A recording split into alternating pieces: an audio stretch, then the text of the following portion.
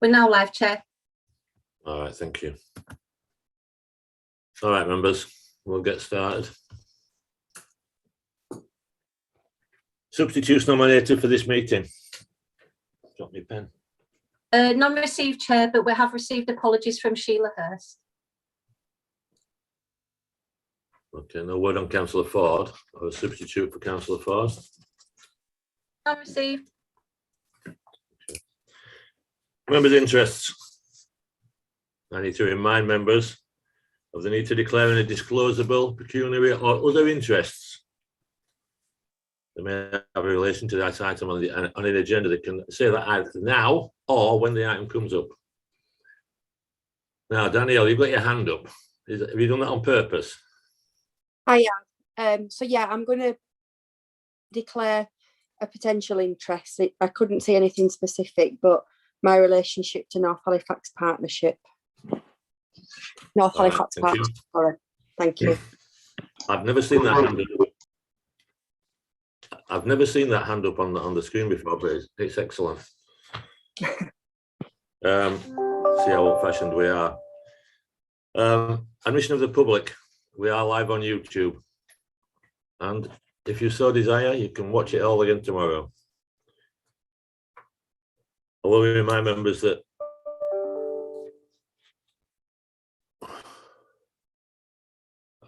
I've got a message on my screen about Councillor Foster. Is she having some trouble getting in? Yeah, she's going to join us shortly, Chair. All right. I'll go back to the reminder. If you want to ask a question or make a comment, use the chat function at any time, and I'll make a list and call you in order. All right. Minutes of the meeting held on the 21st of the 1st of June 2021. Comments, members?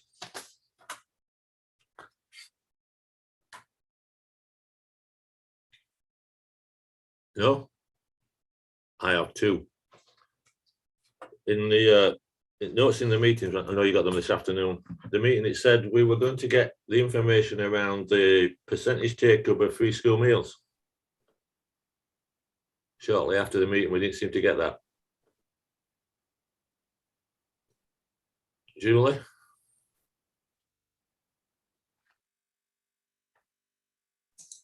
Just take myself off mute. Leslie has sent me an update for you. Do you want to carry on with your other point? And I'll just see if I can find it now. Sure. And the second thing was the percentage of homeschool children that were SEND and the support of autism. We were promised that number as well. I think Leslie sent some data, did she, on EHE, Lauren? Did that come through after the meeting? She said she'd sent it through. Did that come or not? I think so, yeah. I think Kirsty shared it after the meeting. Reshare it all together. Have I forgotten that? I've got that then. Would it be possible to recirculate it, please, Lauren? That would be really helpful. Okay, good. We're going to have a change to the agenda tonight, members. We're going to take item 6 as item 5 because we have various partners, the police and health, that are working overtime to come and talk to us, which we appreciate. It's the police, actually, Chair. Yeah, we're very grateful for attending this evening, but actually it's the police. All right. Well, thank you very much. We are grateful that you come to talk to us. How do you want to handle item 6, Director? Hand over to Rob, please, to start, and then Rob will bring the partners in. But yeah, if we can start with Rob, please, that'd be good. Okay, Rob, over to you. Chair, could I ask all of my colleagues to introduce themselves first, just so you know who's in the meeting, if that would be helpful, and then I'll do a quick introduction, and then I'll move straight on to questions, if that would be better, just so elected members get the full opportunity to speak to partners while they're here. Would that be okay? Yeah, thank you. Yeah. So can I ask? Go for that. Sorry, okay. Can I ask Rachel to introduce herself first? Oh, yeah, hello, my name's Rachel Brady. I'm the team manager of the MAT, which is the front door for child protection, and I also manage the out of hours service at UT. Thank you. Thanks, Rachel. Can I come to Mick next? Yeah, good evening, everyone. My name's Mick Brown. I'm the superintendent for Calderdale Police. I'm relatively new in post, but part of my portfolio area does cover the safeguarding aspects and children aspects of Calderdale. Thanks, Mick. Can I come to Laura next?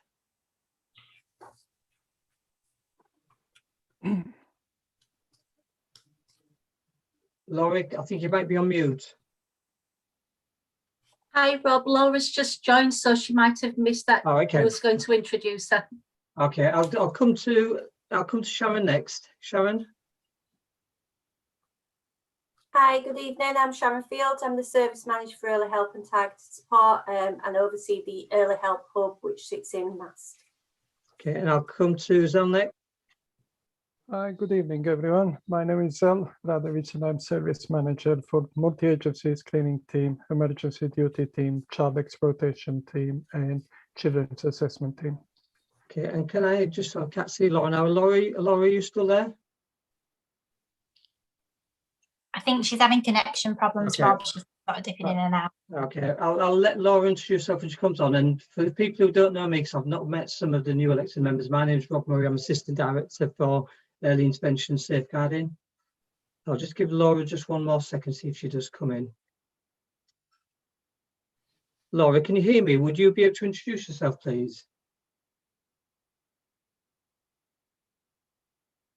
Okay. I'll move on. We'll try and bring Laura in when we get further on. Thank you for inviting us for this meet the agenda item. I think it's a really good opportunity for us to introduce the partnership and talk a little bit more. I hope people found the report helpful. What we tried to do this time is, I know this is an area which is really complex, and I know people get very confused by it, including the partnership as well. So we wanted just to make sure that what we did in the report was set out in really simple terms, what the front door is and what we mean by the front door, because it's not a single entity. What the front door does, the activity that happens at the front door, the people, the partnership that represent the front door, and just something about some of the data and demand that we see at the front door in the report. What I don't intend to do is I don't intend to go through the report line by line, because I know Councillor Istrick gets fed up of me talking anyway, but also I'd like to bring in the partners if possible, because I think it's really important that the partners get the chance to speak, and for elected members to ask the partnership. What I would say is what you've got tonight is you've got a reflection of some of the partners who make up the front door services. Between us, hopefully we'll answer some questions. I'm going to try and not talk at all if I can help it. But again, just wanted to open up to the questions either about the report or about the front door generally, just to see where that takes, if that's helpful. Yeah.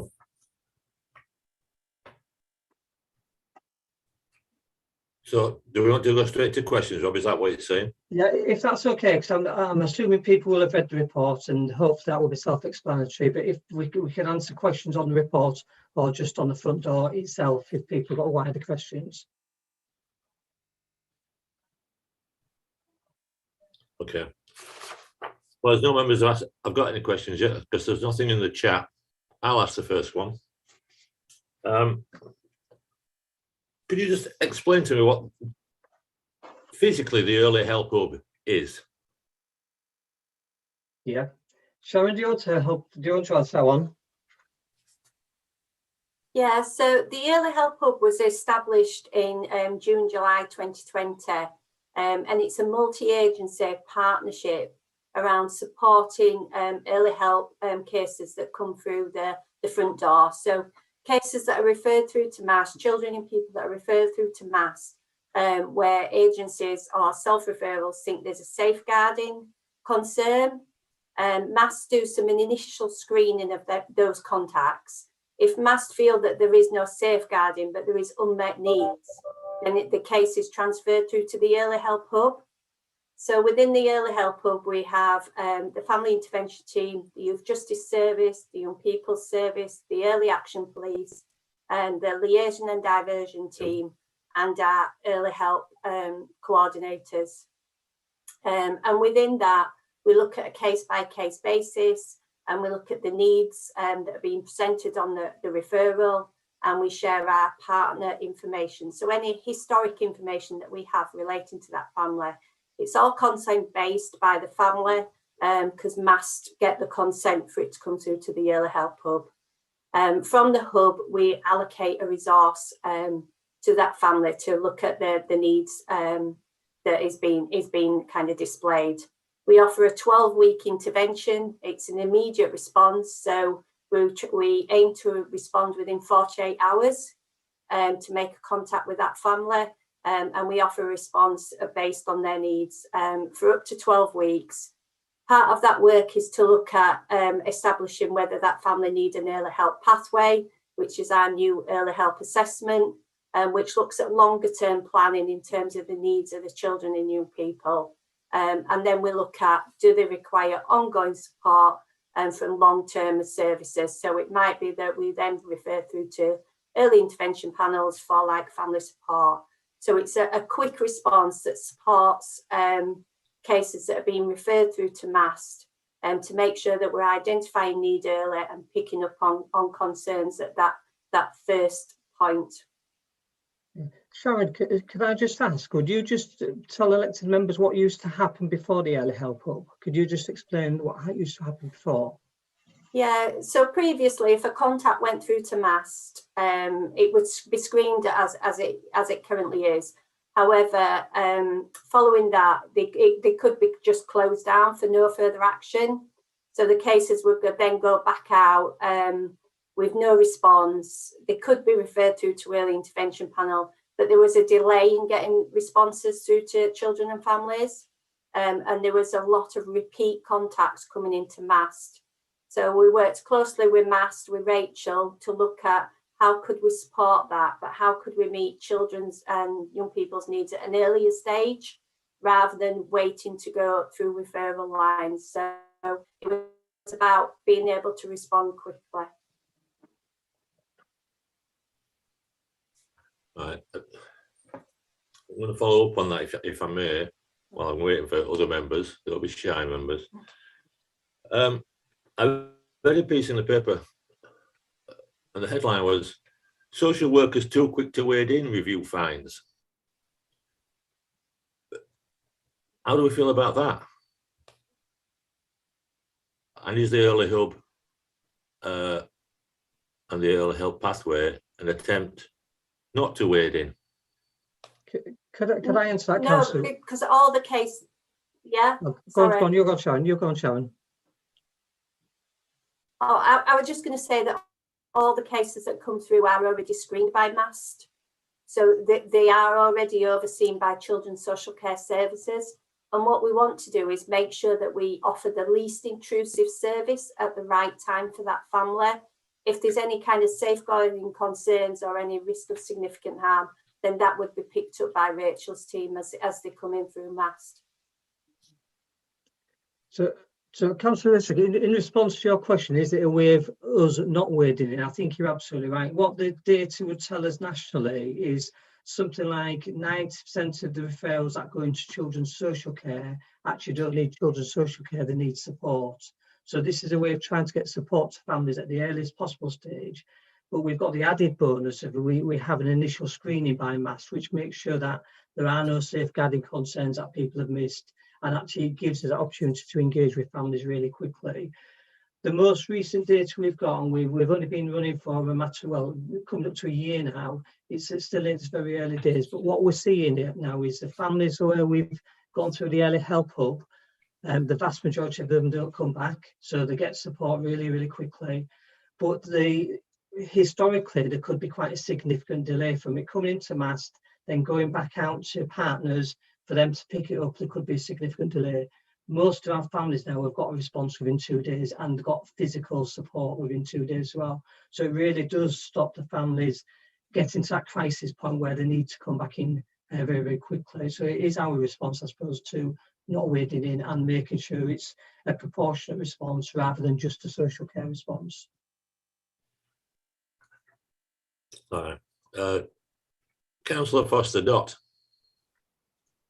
Thanks, Chair, and my apologies for being a couple of minutes late. My computer froze just as I tried to get Zoom up. It just went, no, not doing anything. So I've I been had to trying to sort my reboot it. computer out all afternoon, Doc. All afternoon I've been working on it. Yeah, so I had to You wait have for it to time reboot.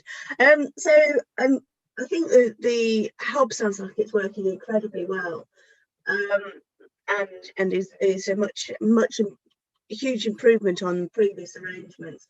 I'd be interested to know, numbers wise, how many families are referred to the service, and how many sort of numbers you were getting through the service before you introduced the hub, and how that differs now you've got the hub, and where people are going, if you see what I mean. You know, sort of, so whether the numbers of people that are getting that help that they need straight away and aren't needing to be referred on, and the numbers of families that are going on to need further input, if that makes any sense. I can talk about the numbers that are currently being referred through for the last 12 months. And I think Rachel will be able to then kind of talk about how that might have impact on contacts through the front door.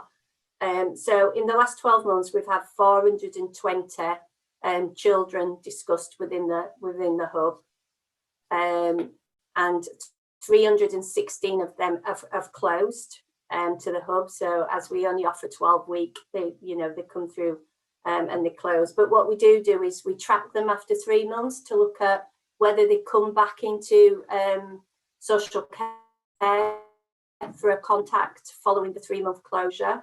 And what we can say is that actually out of those 246 that have closed, only 23 have come back in for statutory services. So only 23 out of those 246 have gone on to either a child protection or a child in need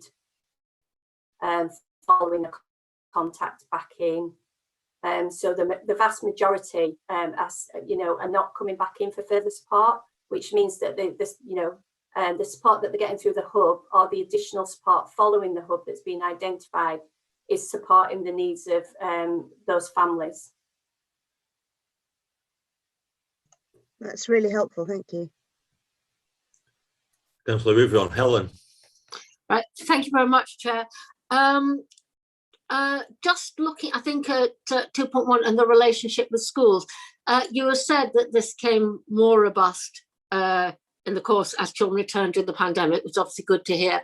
But I think I recall at a previous meeting, question we asked at the relationship at secondary school age compared with primary school age, and in terms of vulnerable teenagers, as opposed to young children. And I just wondered if the relationships with schools were sort of even across the board, or whether there were some areas where perhaps, we felt it was less robust than others, particularly thinking of secondary as opposed to primary, or even, teenagers approaching college, sixth form age. Okay, Rachel, did you want to pick that up? Yeah, I mean, our relationship with schools, I feel, is excellent, because we have that intermediate with Steve Barnes that we can pick up when we have got problems, which is our education safeguarding lead. So he is really a good intermediate for us. We also offer training on all the DSL training that Steve does for safeguarding in all schools across the board, and must attend that every training to do an input on that. And if there's ever a case where schools are saying they don't agree with our outcome if we're closing it, we now have a programme in place that we'll meet up with that school. I will meet with them, and Steve will come if he's available, and we'll talk it out. And if the school are able to provide additional information, then and the concerns are raised to safeguarding concerns, then we would accept it. But I feel across the board we've got a really good relationship with schools, and if there is any problems, we tackle them straight head on and work them out really well. I can't say that there's any school that in terms of primary or secondary which is better or worse. And I think I'm just looking at the figures in terms of schools that are referring, and there's not much difference in terms of the numbers that are coming through. And we work to children up to 18. So if we've recently had a child that was in college, 17 years and 10 months, I think he was, he got the same service from us that a 5-year-old would do, because he's a child. And we work with them. The good thing about an older child is we can gather their views much more easily over the phone, with it being a phone contact service is masked. I hope that answers the question. Can I just come in for something else, Councillor Riven? One of the things that we did very early on, I think within a matter of days of the pandemic striking and lockdown happening, is we'd had a meeting where we agreed a protocol with all of the schools in terms of how we would keep in touch with each other through the pandemic, and that's worked really well. So where schools are not seeing children, then the concern, there's a protocol in place now that they will contact MAST, and MAST will facilitate contact either with a joint visit with the school or independently. Now that's served us really well right through the pandemic, and that applies to secondary and primary schools. And I think I'm right in saying it was within 2 or 3 days we had that up and running. We had to tweak it for the first couple of weeks, but we had that up and running, and it's been working really well. And we also had a similar protocol in place for health visitors and things like that for under 5s, where they were concerned about a child that they might not have seen. So again, that's been running through MAST for the last 15 months. And again, that seems to have worked really well. We've built relationships. And if I would say the one thing that's come out of COVID that has been the most positive, I think the relationships at the front door have grown from strength to strength, actually. And I include all the partners there. I think everybody's worked really well to make it a partnership. And I think hopefully when Mick comes in and talks about the policing, but that's grown and grown over the last year, I would say. So I think it feels like we're in a really strong position from a partnership perspective from where we were even 2 or 3 years ago. Okay, thank you. And that will carry on, you're confident, as we move out of the pandemic? Yeah.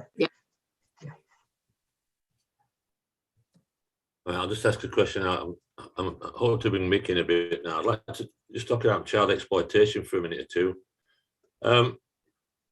Around the numbers, do we think the numbers are right? Do we think we're finding everybody we can? What percentage of the number are children looked after? There's a lot of questions coming here. And do we think that national data is relevant to Calderdale, or should we be looking on a more regional basis? And how confident are we that we're doing as well as we can? I'm sorry, that's a lot of rambling questions. Is that for Mick, I hope? Yeah, I can answer some of those. I probably can't answer all of them. What I can say is I'm new to Calderdale. I have a long history of managing large-scale CSE investigations in previous roles. I have previously been a child abuse investigator. I've run domestic abuse teams, so I've got real cognizance of that world. Since I've landed here, I've had a really good deep dive look at how the police work and assess all aspects of safeguarding, which includes our response to child sexual exploitation and wider child exploitation, looking at county lines issues and other things such as that. And I'm really comfortable that both the police and the partnership have got really strong processes and practices, policies in place. That being said, I don't think it's ever useful to rest on your laurels. What I can say about Calderdale is, and I'll take in a few step changes really. First and foremost is we have had some historic concerns that I'm sure that you are aware of that have led to some quite significant non-recent investigations. I can't really go into too much of those details now because some of them are subject to sub judice, as you can appreciate. But we've put a significant investment into, number one, making sure that previous victims of child sexual exploitation are now getting the support that they deserve, and that thorough investigations are taking place and offenders are being brought to justice, but also that we are learning from those. And what I mean from that is trying to identify barriers to why young people may not have spoken with us previously, trying to adapt our approach to that so we can learn from yesteryear to make sure that we put that good practice into place now. We have a dedicated child abuse investigation team who will deal with all child abuse investigations. It's DI led. I have 4 detective sergeants. We're just increasing the number in there. We're putting 3 further new staff into the team, along with another 4 that are due to come. So we're moving the team from a 3 and 12 model to a 4 and 20 model. So we're trying to invest to make sure that we are there to provide a real robust policing approach. We also have the abuse investigators. We also have what we know as a CVET team, which are a team of detectives who work alongside partners to address child exploitation concerns, whether it be sexual or drug exploitation or other forms of exploitation, where we look at try and track, because obviously it's relatively straightforward when you have somebody telling you what has happened, and so we can deal with those as a victim and then deal with the offender network. But the true scale of the problem is the hidden. It's people that either don't recognise that they are being exploited, or people that don't have the trust and confidence in the police or other agencies to come forward and talk to us about those issues. So that's where we're concentrating our efforts on our CVET team. That's about looking for behavioural types, whether it be missing episodes.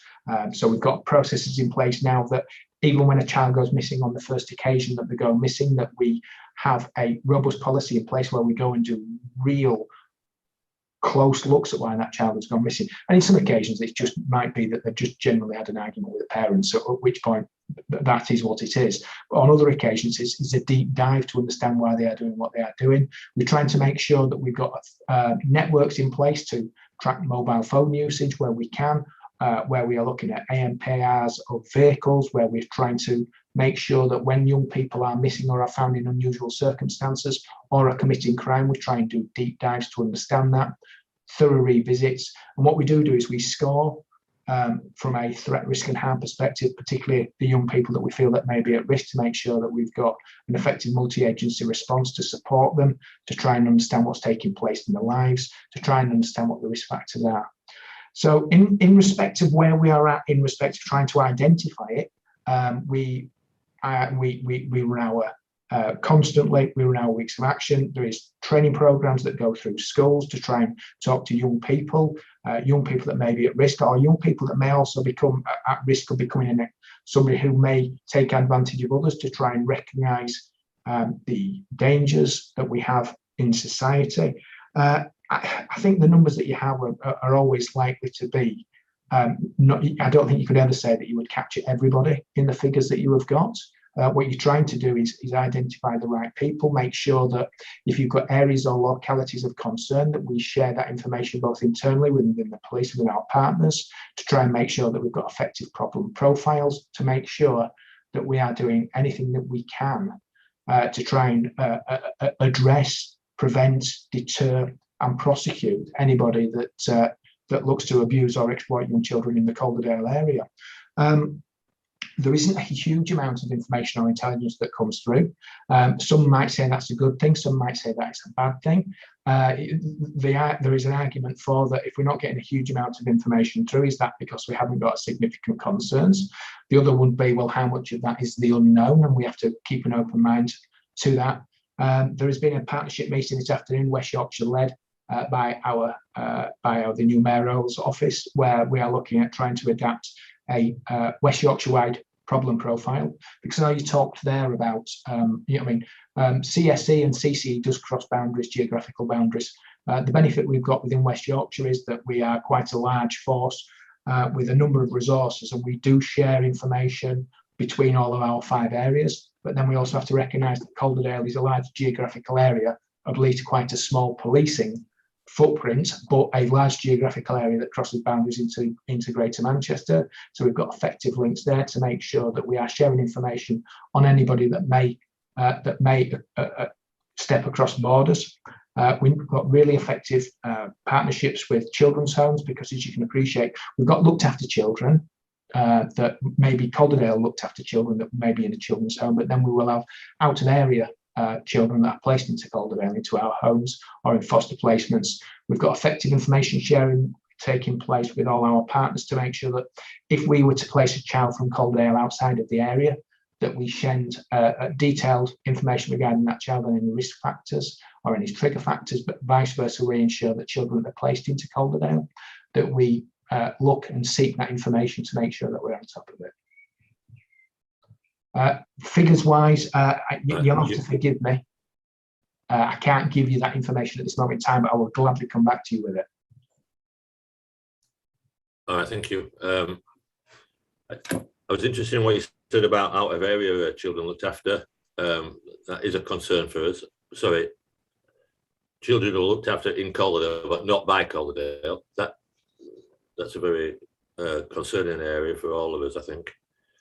Yeah. Sarah. Thank you. That was a really interesting and comprehensive answer. It sort of answered one of the questions I was going to ask, really. Just out of interest, I'm aware that there's the crime reduction program, the crime reduction unit. They've got a program working with groups of young people all across West Yorkshire. This is a West Yorkshire Police initiative. Are there many groups in Calderdale that benefit from that program? I wouldn't be able to give you again specific numbers, but I do know that my early intervention team here have been undertake some fabulous work. They'll work alongside Steve Barnes. I know that they have done talks, gives, and presentations to so many schools and so many young people that we really do think that we are getting that message out and enforcing that message and try and reassure the young people that we can be spoken with, that we can share information.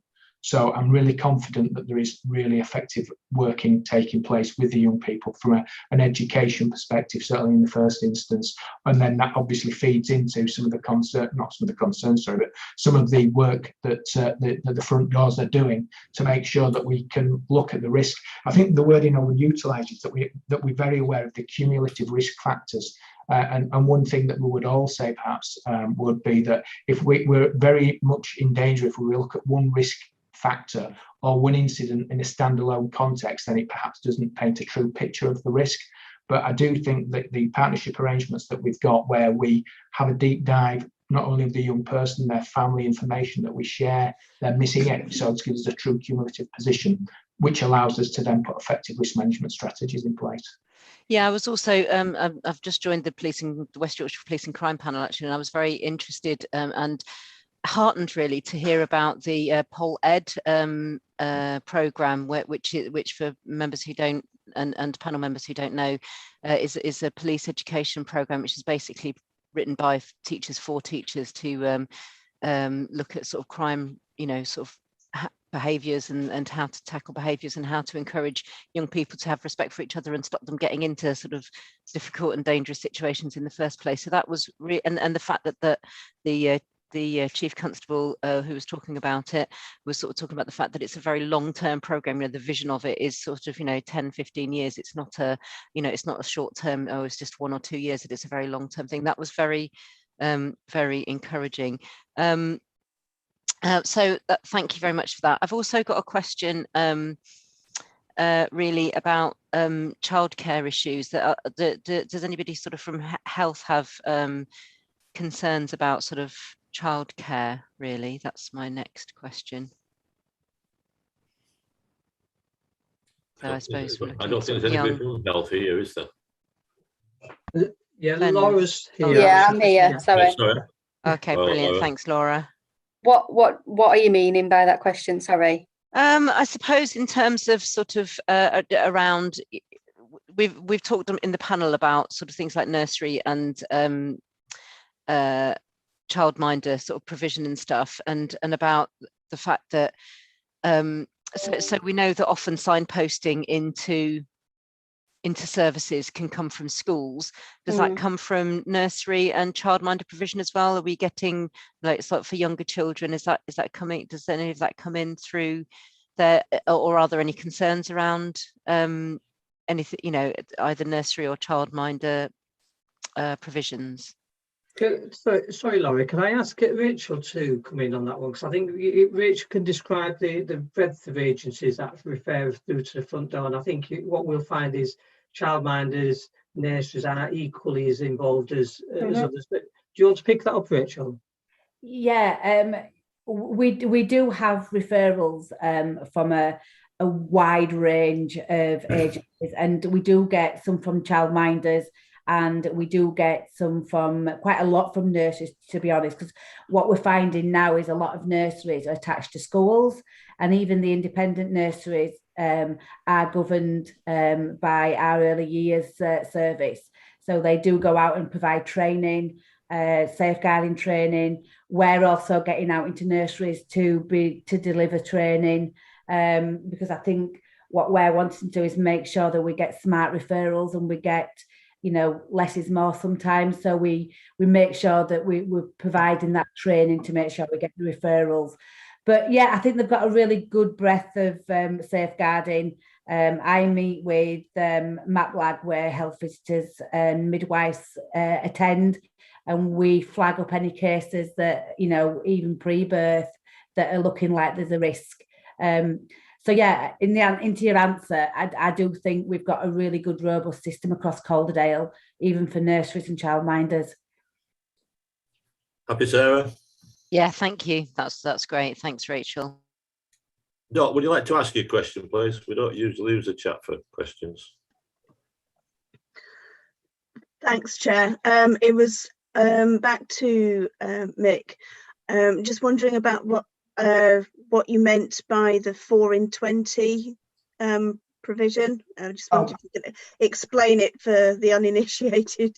Yeah, no, my apologies. They're like acronyms. No, it was a reference to staffing. We've undertaken a safeguarding review of our officers and of where we have our staffing capacity, recognising that from a central position by the force, that they've undertaken that to commit further additional staff into these wider safeguarding departments. So over at Calderdale, that's further staff to our CVET team, the team that deal specifically with the child sexual exploitation, into our domestic abuse teams, which obviously touch upon domestic abuse and the cumulative concerns for some children within those family units, and then into our child abuse investigation teams. So the 4 in 20 at the moment, we've got 3 detective sergeants and 12 child abuse investigators. We are increasing that staffing to 4 detective sergeants and up to 20 detective constables that will be undertaking that work. So there's been a significant investment in frontline staffing to address some of the most serious crimes within the Calderdale. It's a real positive in my view. That's great. Thank you so much for explaining it. These are full-time positions, Mick. That's all they do. Or yes, they do other stuff. Absolutely, Councillor. No, purely we use a model at Calderdale, which I'm a big fan of, which is we have a dedicated child abuse team, child abuse investigation team, who purely do child abuse. Then we've got a dedicated domestic abuse team that do domestic abuse, and then the CVET team. All 3 of them have got different inspector leads to make sure that we've got clear lines of demarcation, clear lines of policy process and scrutiny, that we can hold the people within the teams to account, but also make sure that they get the appropriate support and training that they require. And what it does do is it means that they are not pulled away to deal with the wider stresses of modern day policing, but actually gives us the position where they can solely concentrate on their vitally important pieces of work. That's very good indeed. Sue, would you like to ask your question? Councillor Holdsworth. Yes, my question is again to Superintendent Brown. Have we got any figures for the numbers of children who are missing from Calderdale, say in the last 3 years, who've never been found?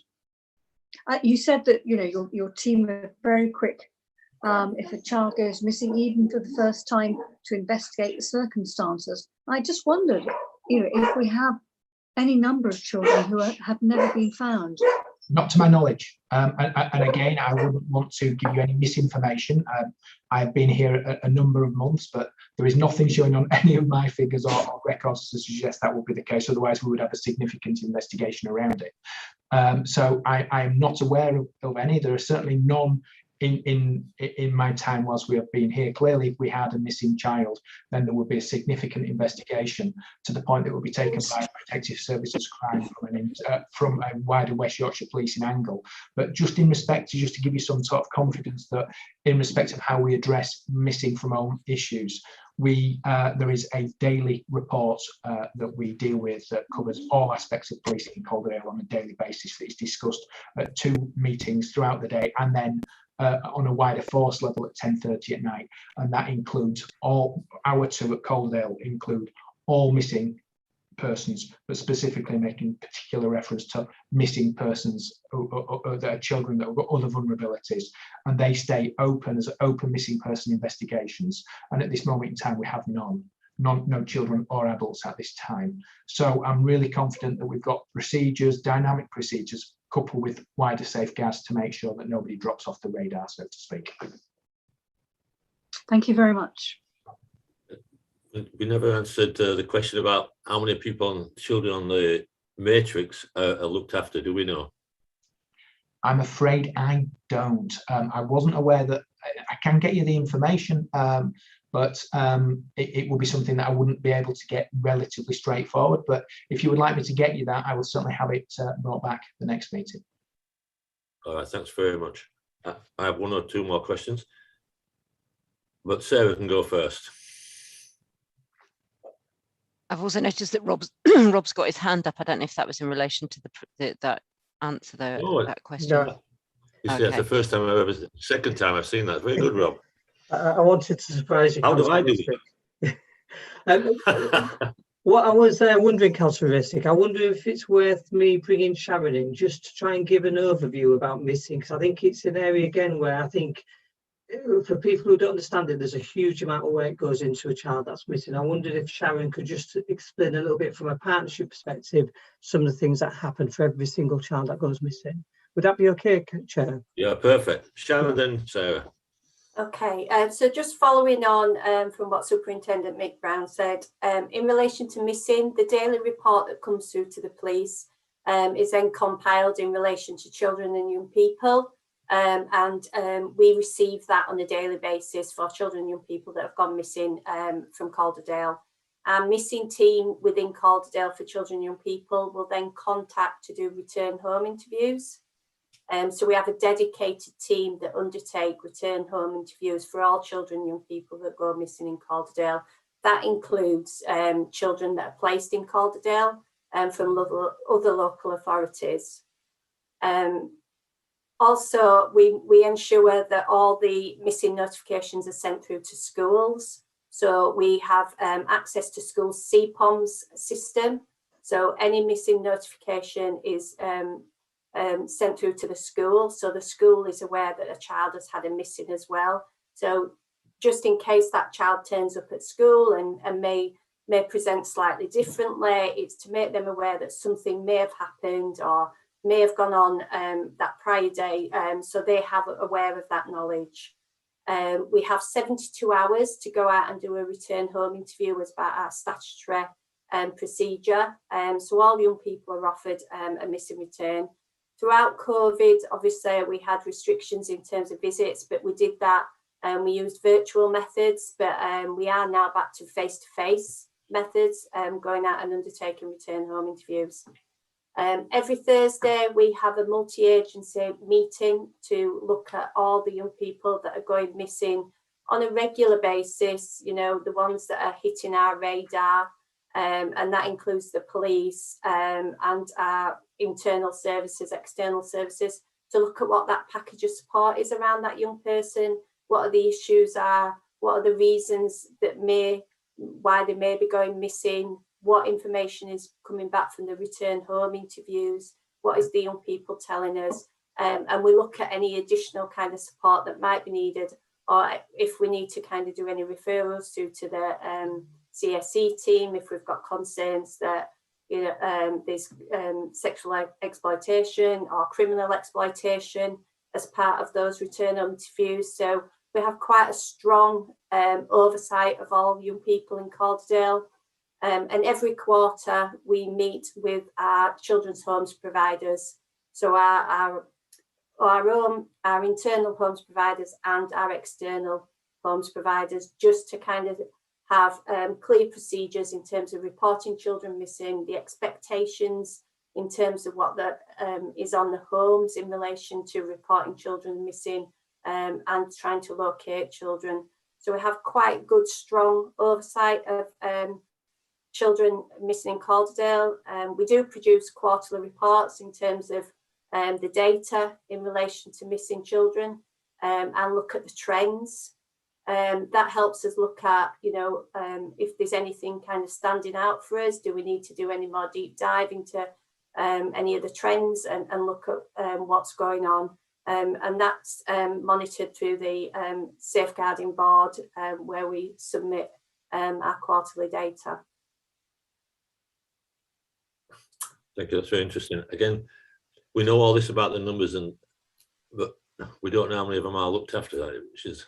I can, yeah, from the last quarter, we had 67 incidents involving missing children that were looked after, and 38 of those were Calderdale children. So we've still got a big proportion of children that are placed in Calderdale and that are going missing as well. So they're incidents rather than in young people. Yeah, I understand that. So 38 Calderdale looked after children, okay, in a quarter. Yeah, that's incidents. So that might relate to 4 or 5 young people, but it's 38 incidents within a quarter. All right, good. Well, I'm reassured that we actually know the number. That's really good. Sarah. Thank you. Okay, so I suppose this is for sort of like the whole of the front door service, really. I mean, what's really positive about this, I think, is there's this being able to sort of offer support and get that support out early is really, really positive, and I think that's brilliant, and very much part of a sort of one council, or not just one council, but one sort of whole, all sort of public services, all working together in that way. I think is great if it's working well, which it sounds like it is. But so my question really, and this is my sort of critical friend question, is that do you have any areas in the service that you are anxious about, or, and this is sort of to all of you really, that you have concerns, or what could be done better? Which things are you working on? Sort of what bits are needing a bit of an extra help or extra push, or any concerns that you have? And that's not saying that to catch you out, but it's just about, if you're aware of your weaknesses, it's like, if we're doing really well, can we be doing even better? Which are the areas that could be, being more brilliant?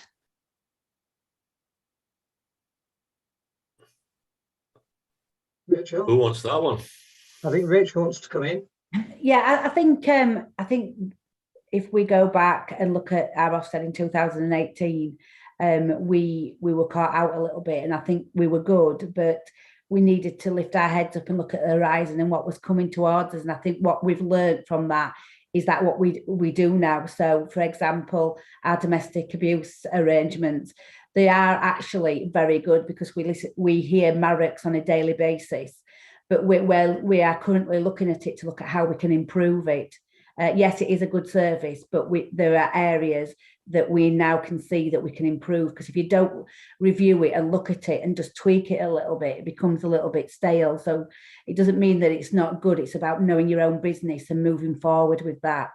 The other area for me is education. We haven't got an education rep in MAST, but we are looking at doing a pilot with CPOMs, and all schools will have CPOMs access, and MAST is also going to get that access once the pilot is up and running, which means that if we can't get hold of schools, like we can't sometimes, we can actually go onto the child's system and look at if they've got any safeguarding concerns. One of the other areas for me is around GPs. They are out in the community with the families that we work with, and they often see them more than a lot of people do. So that for me, it was a gap about the quality and GPs referring into us. There's been 2 cases where they've referred in, and that the children have gone on to, one's had a serious case review and the other one's just been looked at.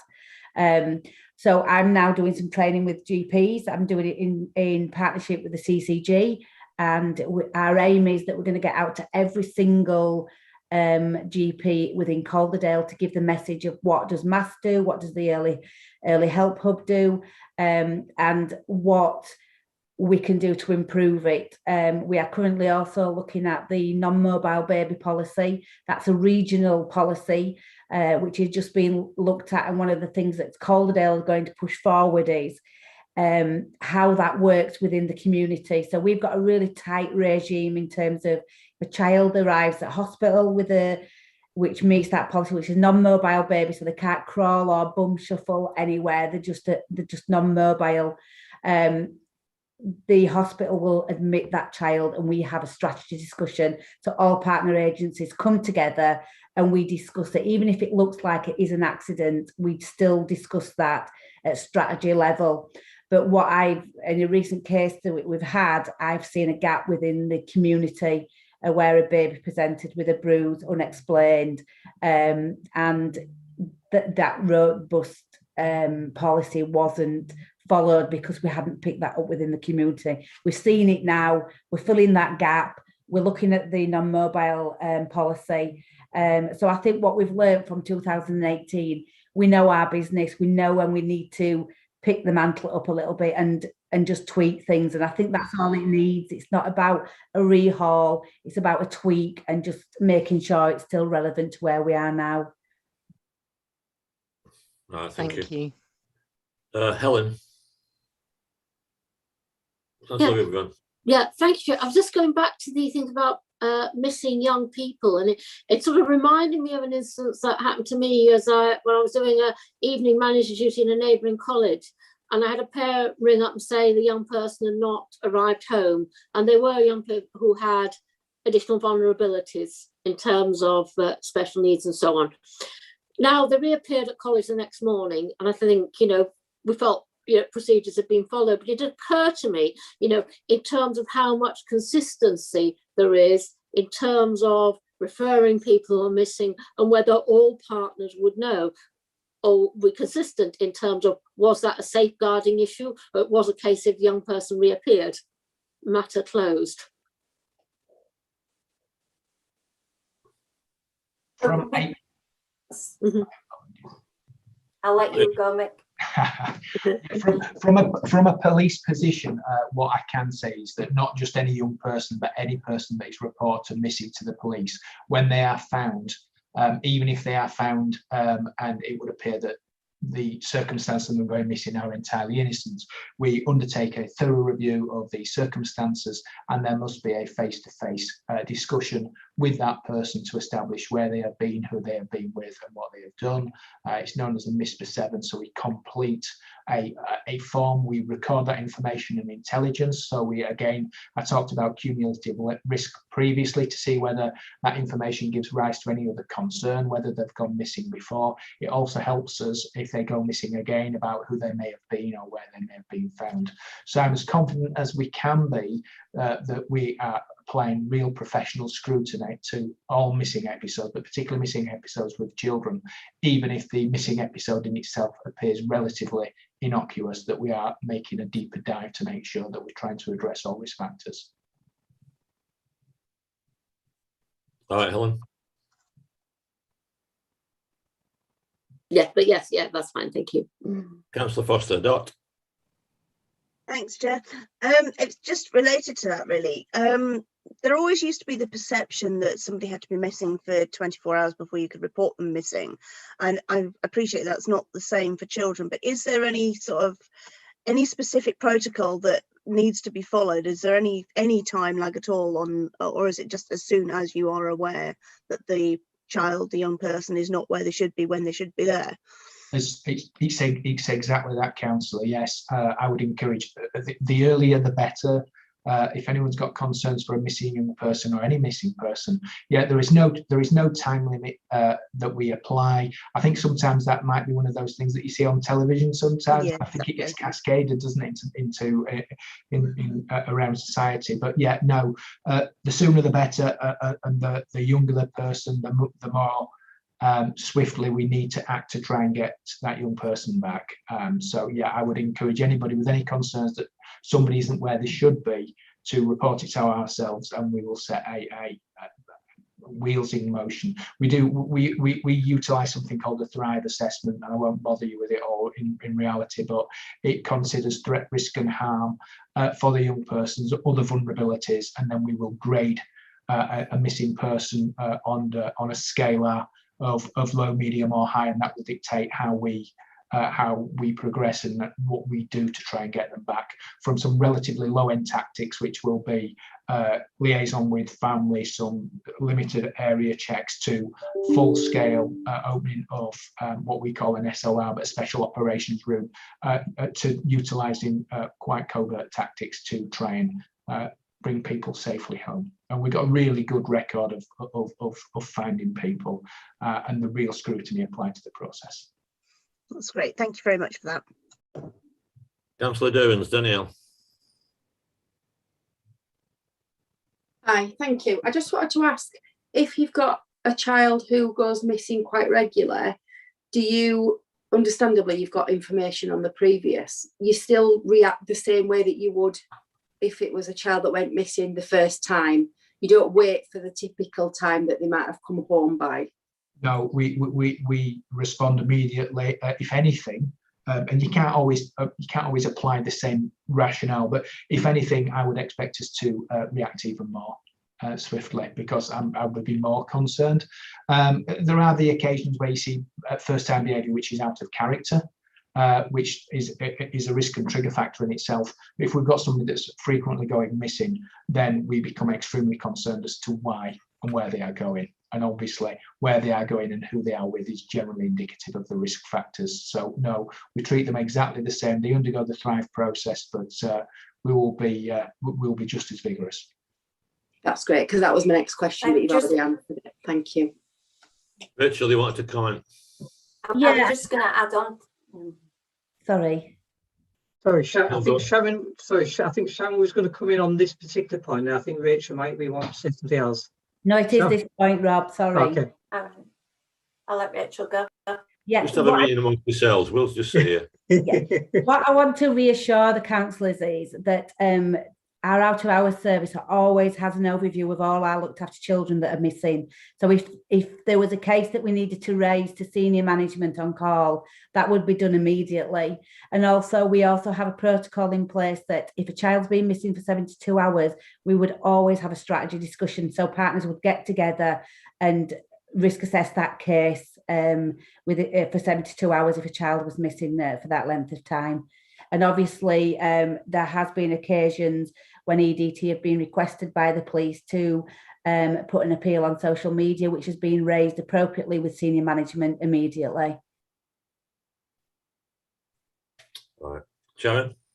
Yeah, just to add on to that, because obviously, if they're having regular missing, so if they have 3 missing within a month, a young person has 3 missing episodes within a month, there is a request that goes into MAST for a strategy meeting to look at, you know, what's going on for that young person. Or if they have 4 in 2 months, then a request will go into MAST for a strategy meeting. So that just kind of has a robust oversight to make sure that we understand what's going on for those young people. Mick? Yeah, just in addition to that, if we've got people that are going missing on a frequent basis, we've got concerns over the risk factors. In addition to the strategy meetings that we hold after every 3 missing episodes, what we do is we pull together multi-agency trigger plans of what each agency will be expected to do. So ostensibly, we have got all information held and we're ready to rock straight away, ostensibly, without having to do further research. We know risk factors, we know where people have been found before, which means that we can respond really swiftly with that multi-agency information to try and find that young person as swiftly as possible. Sorry, Councillor Ristra, because I just asked Sharon to come in about something quite specific, which I think might be quite useful. Could you just explain the Philomena Protocol as well, Sharon?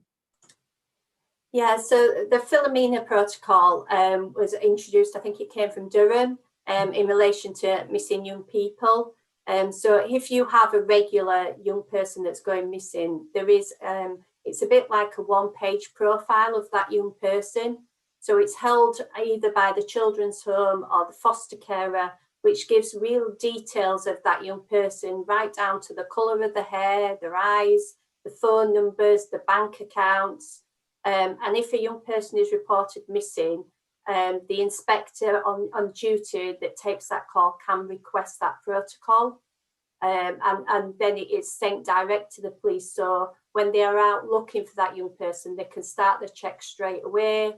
It has their EMS number off their phone, so they can do tracking. So it's quite detailed kind of protocol in terms of their friends, their associates, their known places where they've been found previously. And we encourage all our children's homes and our foster carers to have a Philomena for any young person that goes missing, so that it can quickly be accessed by the police. Excellent. I know it's been going on a long time, but I think this item's worth a bit of extra attention. I just have one other thing I'd like to talk about, actually two, one of them. I was interested in what was said about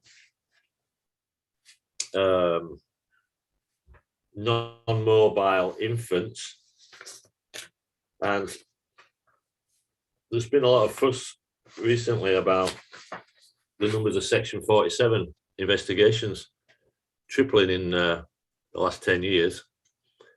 Do we get the feeling that's happening in Calderdale? The number of investigations that have come back with no further action, do we get a feeling that's going up as well?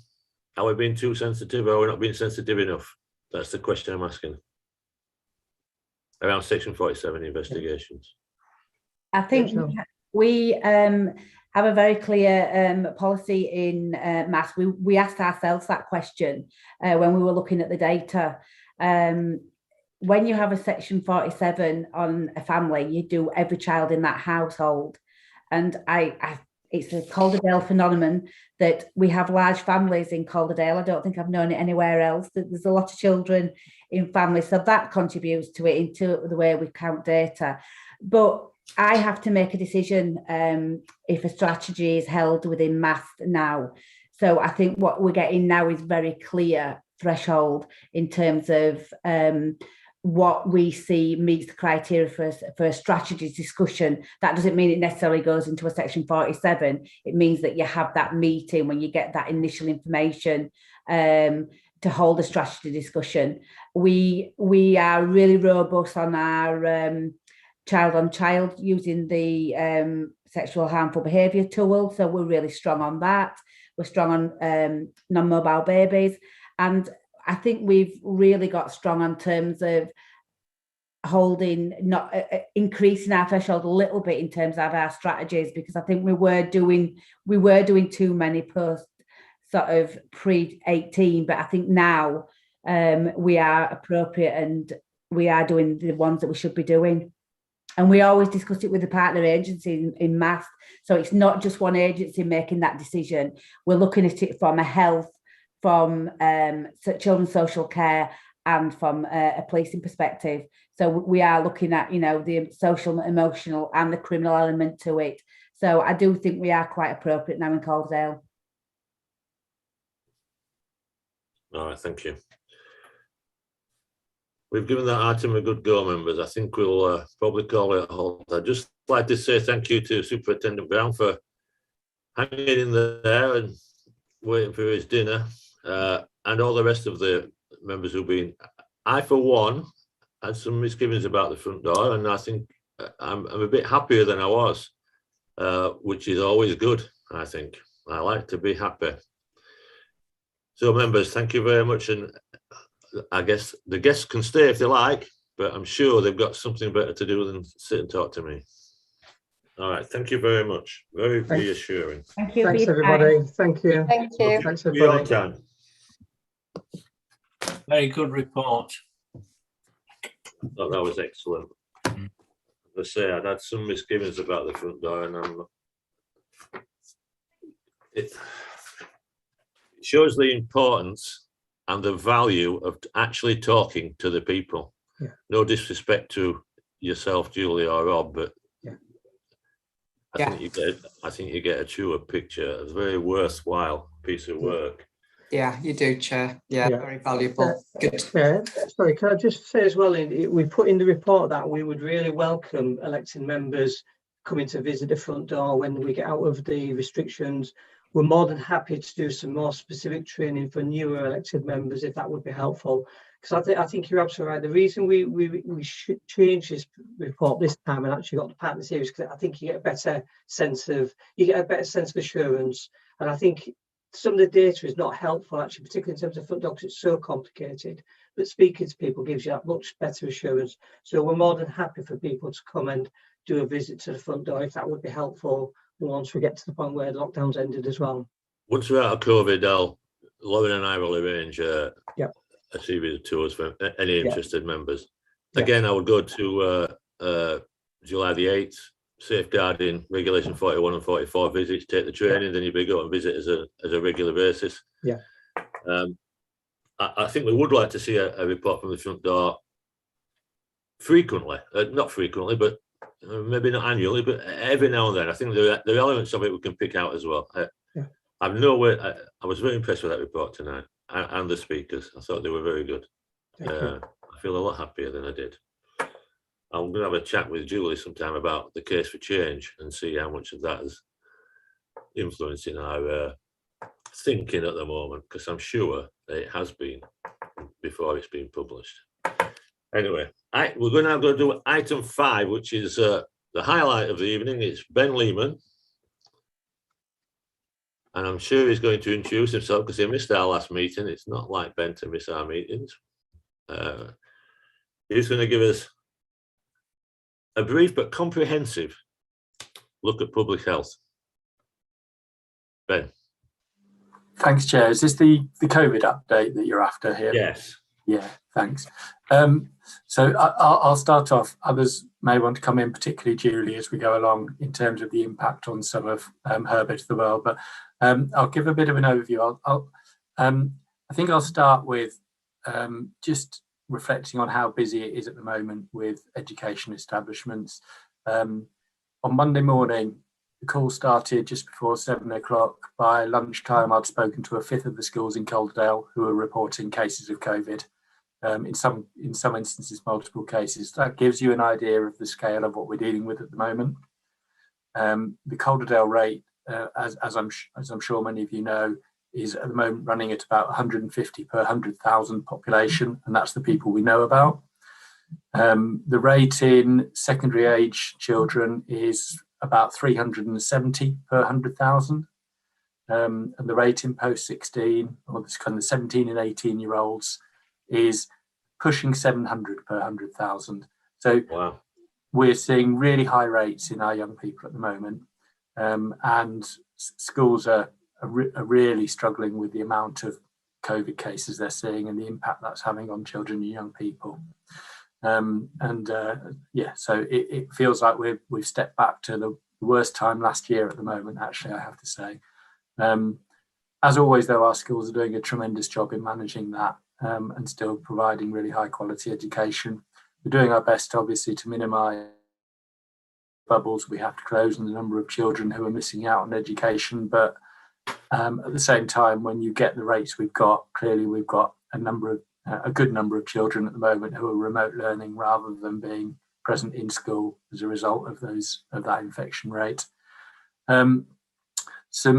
I think some positive news to feedback is as a result of our increased infection rates, we've been doing surge testing in Calderdale. So where rates are particularly high, we've been putting on testing where anybody can walk up and get one of the PCR tests. These are the ones that get sent off to the lab and are really the gold standard tests, if you like. But alongside that, we've also been sending test kits out with some of our secondary schools, those secondary schools who are in areas at particularly high rates as well. And we've seen a really good response. The schools have done a fantastic job at that. If I give you a practical example from Ryburn Valley High School today, we received back about 1,400 test kits just on one day that they've sent out with their students and for the students and for their families. And that's brilliant. That really helps us try and get on top of rising infection rates in Calderdale.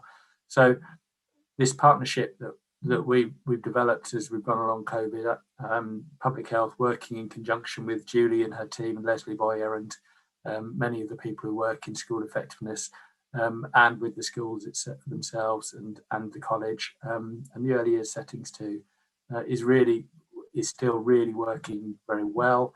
And it feels like working as a team to do the best we can for the children and young people in Calderdale. The bad news, I think, is the rate's going to get worse in Calderdale over the coming days and weeks. And so we're not over the worst of what for us in Calderdale really is the fourth wave, I suppose, of Calderdale infections. And so unfortunately, that means we're going to see an impact, certainly for the coming weeks, I think, on education. And it's really sad that it's happening at this time of year when we've got so many children in year 6, for example, coming towards the end of their primary school experience. And the last thing you want to do is spending that in self-isolation when you would normally be having celebratory events, looking at transition into secondary schools and sports days and all of that kind of thing that is a really nice ending to the school year. Transition itself is proving more difficult than it would in normal years. So where often year 6 children would go and visit the school they're going to go to in secondary school, clearly because of the impact of COVID and particularly the impact on secondary schools at the moment, a lot of that is happening virtually at the moment. I know a number of secondary schools are looking at what they can do over the summer to enable that to happen in a more face-to-face way. And a small number of schools are taking cohorts of year 6s into year 7 right at the end of term, so that there's no kind of crossover of bubbles, if you like. There's children are moving up into where they're going to secondary school right at the end of term to get that experience. But it's not the same as it would be normally, and we know from last year the impact that can have, particularly on those children stepping up. We've done lots of work to try and support that through transition packs for the young people, supporting the schools with their virtual offer as best we can, but it's not going to be the same as it would be normally. And that brings us really to the challenges of next term. And I think it's important to talk about that now, even though we're not there yet. So the start of the next academic year, at this point in time, we don't know what manner schools will be asked to operate in. That's very difficult for the schools because they're trying to plan then their new school years. And we don't know yet whether we'll still be sending bubbles home. We don't know yet whether we'll still be wearing face masks in schools, whether we'll still be social distancing, whether we'll still have bubbles. And so, I think it's important to recognise the impact this is having now, but also the impact it's going to have on the start of the new school year as we move forward. Even with all the planning we can do, with all the knowledge we do have, COVID is going to be disruptive for some time yet. Not specifically about children and young people, but vaccination as a whole, it's probably worth mentioning. Our vaccination rate in Calderdale has been really impressive, actually. The weekend we did a pop-up vaccination clinic at the Peace Hall and vaccinated more than 1,000 people. We continue to do pop-ups in different places. We've got one on the 1st of July at the college, for example, to try and capture the 18 plus age group. I think that's really important as well. The more people we can get vaccinated, the more likelihood we're going to be able to return to something a bit more normal for children and young people, actually. There's been a lot of discussion nationally around whether there'll be vaccination for children and young people. At the moment, that's not looking likely. And I suspect that conversation will be revisited once we've vaccinated all the adults. I think it is one of the options that should be considered nationally as part of the return to school in September, and I suspect there will be further conversations over the summer. But the priority at the moment is vaccinating adults who are more likely to get seriously ill with COVID, and I think we've been through that before, and it makes sense from the perspective of trying to ensure our hospitals don't fill up again. I think it's also really important to say that although we're seeing really quite high case rates in Calderdale at the moment, the hospital isn't filling up at the moment in the same way as it did. We've seen very small increase, but at last count we had 11 people in hospital with COVID. It doesn't mean they necessarily were admitted with because of COVID. It means that they may have been diagnosed via a test when they arrived for something else. Last year, we were looking at 150 people in hospital with COVID in Calderdale or in CHFT. So fortunately, at this point in time, we're not seeing the pressure on the health service that we have done previously. Beyond that, I think we've got the ongoing testing, that lateral flow testing, that's still really good uptake actually in children and young people. We'll be encouraging young people to carry on doing them over the summer, but we're not going to ask schools to provide those test kits for those children and young people. There's lots of places you can get them at the moment, pharmacies and the like, and we'll be promoting that. Schools need a good rest actually over the summer, and I think it's really important that the support that we can give to children and young people is delivered in other methods if we can, and certainly the testing can be delivered by community pharmacy and the like, rather than relying on schools to deliver tests. I'm going to pause there, I think, Chair, and if we've got any questions, obviously I'm happy to take them. I don't know whether Julie wanted to add anything to what I've just said, so I should give her that opportunity first, shouldn't I, really? Thanks, Ben. Thanks.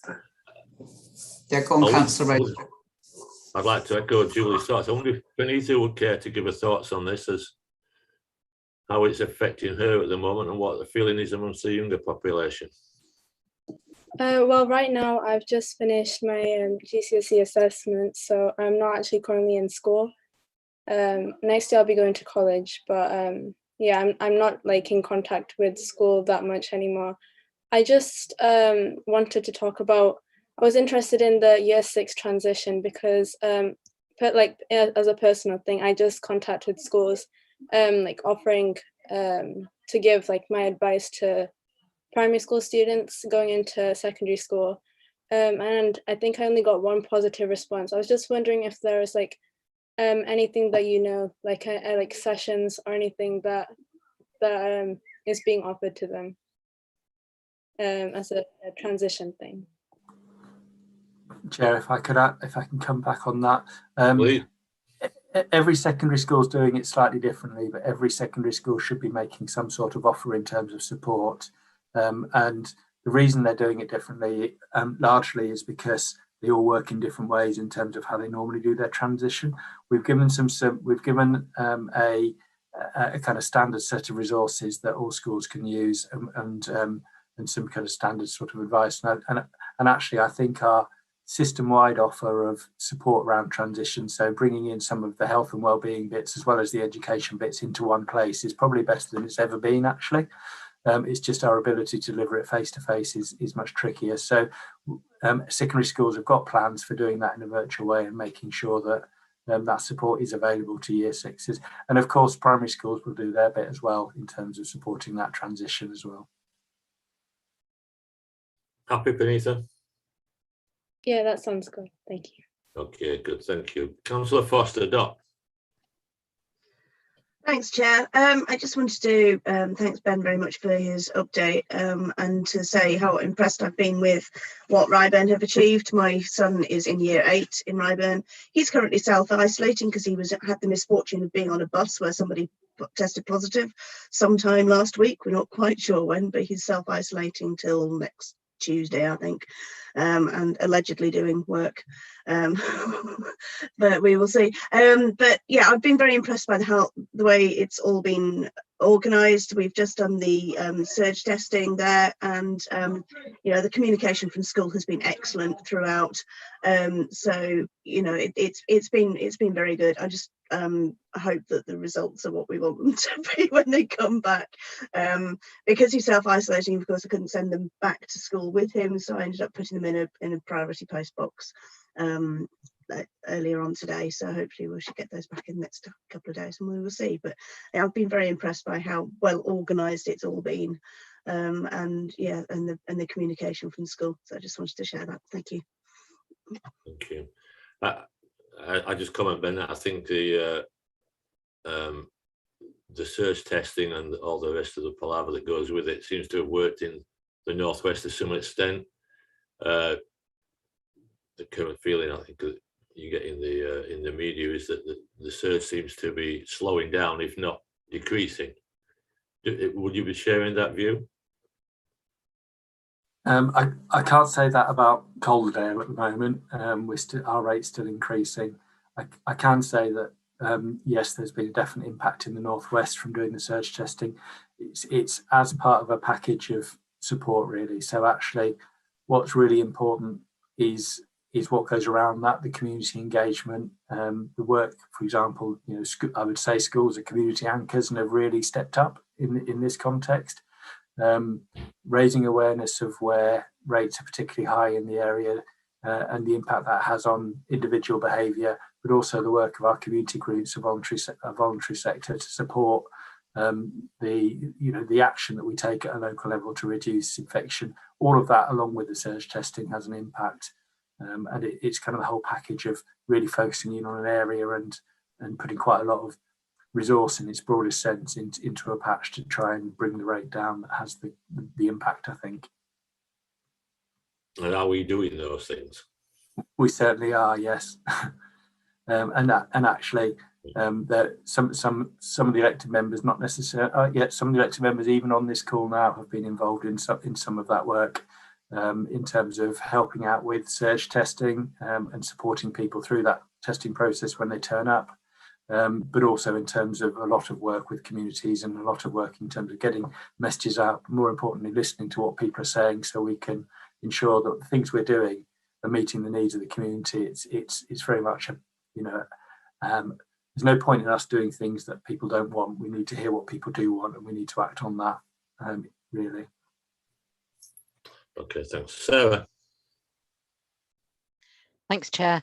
Yeah, I've got a question about long COVID. So is long COVID affecting young people themselves, but also how is long COVID affecting the health of young people? Do you have any information about that? Like both, I suppose, both directly and also indirectly, if it's their parents who have or carers have that?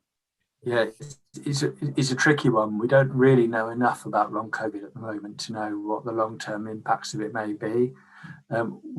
We do know that it can impact on children and young people. It's difficult for me to sit here and say I know how many children in Calderdale have got long COVID. I don't have that, and mostly that's because we don't really have an accurate way of diagnosing long COVID.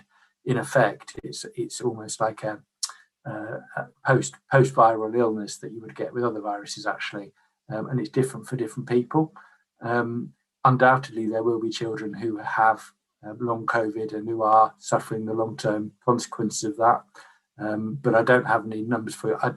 The system doesn't have any. It's not that I can get hold of them and haven't got them. It's just that we don't have that level of detail, I'm afraid, Councillor.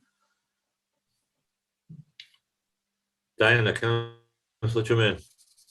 Yeah, I was just going back to what Ben was saying before. I think it has been really important to see the kind of way the public health have adapted to the sort of the needs and the responses of the public. So that engagement, I think, has been really helpful, and I've certainly seen that at our end of the valley.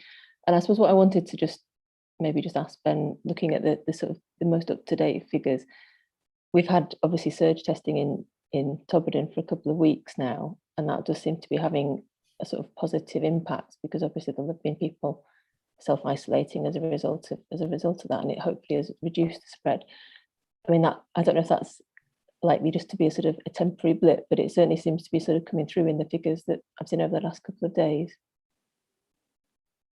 Yeah, undoubtedly, the whole package of intervention that we put in Todmorden has led to a reduction in the rate in cases in Todmorden, which is really positive. The surge testing is part of that, both in Todmorden town centre, but also Walsden. We did a little bit in Walsden as well, and you know, Todmorden isn't just about Todmorden town centre; it's about the surrounding villages as well. In reality, so it's important to ensure that we've got good coverage. So it's partly about that. It's partly about having a presence in the market and having a market store and engaging with the community, as you said, and hearing what people have got to say, encouraging them to get tested, encouraging them to do the right thing in terms of social distancing and face coverings, and actually publicising the fact the rate is high in Calderdale does lead to people modifying their behaviour, and we've seen that before, and you know, we've seen that happen across the populations actually. So it's, you know, some of the younger population who may be more likely to be going out and about and visiting some of the social venues in Calderdale are adapting their behaviour as a result of knowing that the rates are high in Todmorden, and that's positive as well. It's you know, it's not just people like me who are less likely to be going out in the evening till 2 in the morning because I'm too old for that sort of thing nowadays. Actually, younger generations are also engaged in this, and that's really positive. All right, good. I think that's, if there's nothing else from my members, I'm going to say thank you, Ben. Always informative. If I thought you were slightly pessimistic this week, but anyway, always informative. It's good to see you. Thank you, Chair. Pleasure as always. Thank you. Item 7, members. Our position on unaccompanied asylum-seeking children. Director. Thanks very much, Chair. Yes, I've done you a briefing note because the position changed from the government, but I'll just take you briefly through what I've set out in this report for you. We have always been a council that has supported and taken a number of unaccompanied asylum young people. We've had people arrive spontaneously in the borough on the train. We've had young people arrive into the service stations upon the M62, depending on which service side of the service station. It could be Kirklees or us. And we were at a point a couple of years ago where we had over 20 young people that we were looking after. And I know some of you will have met them if you attended the Care Leavers dinner. Our young people tend to come to the borough. They do very well, are very motivated to do well at school. But our numbers have reduced over the last couple of years. Young people reach 18, some do return back to their country of origin, and we actually now have 4 young people that we are looking after. The government have wanted to put into place a national transfer scheme, a voluntary one, but they haven't had much success with that. A number of authorities that are called ports of entry, which are Kent, we've got some ourselves in the Yorkshire and Humber region, Hull, for example, are taking significant numbers because that's where children arrive. That's where they're taken in and age assessed right from the beginning. And Kent in particular has really been struggling with the numbers of young people, hundreds of young people, and they don't feel they can safely accommodate them. And they also didn't think that they were being properly recompensed from the government for the costs of looking after young people properly. So they've submitted a judicial review. The government last week wrote to all councils and have given a key role to Migration Yorkshire to oversee again a voluntary dispersal mechanism for young people around the country. It's still not mandatory, but they've done a couple of things. One is uplift the funding, and 2 is to ask all local authorities to work with Migration Yorkshire to take more young people. I have discussed that with the Cabinet, with Councillor Wilkinson and Councillor Swift, and we have agreed that we will take 2 young people immediately, and we'll take 2 young people and another 2 young people over the summer holidays, and then we'll see what the position is within the region and how many young people are going to transfer. So that's it. Very briefly from me on the position currently. I think there is a question from one of the elected members, which I'm happy to answer, Chair. Councillor Tremaine, Diana. Yeah, I was just quite interested, having worked quite a bit with unaccompanied asylum seeking children in the past, and just being very aware of the kind of levels of trauma and the support that is needed with those young people. What sort of amount of training is going to be accessed by the people working with them, both obviously the Calderdale staff, but foster carers and things as well, because it's obviously, you know, very complex in terms of the needs, in terms of language and other issues as well.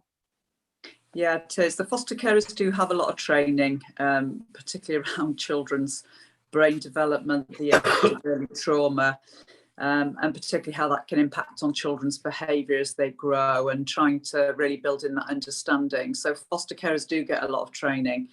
And when we were first taking young people, there was a lot of work done with CAMS around needing that specialist input from health services for those young people's emotional well-being, for the reasons that you've just said.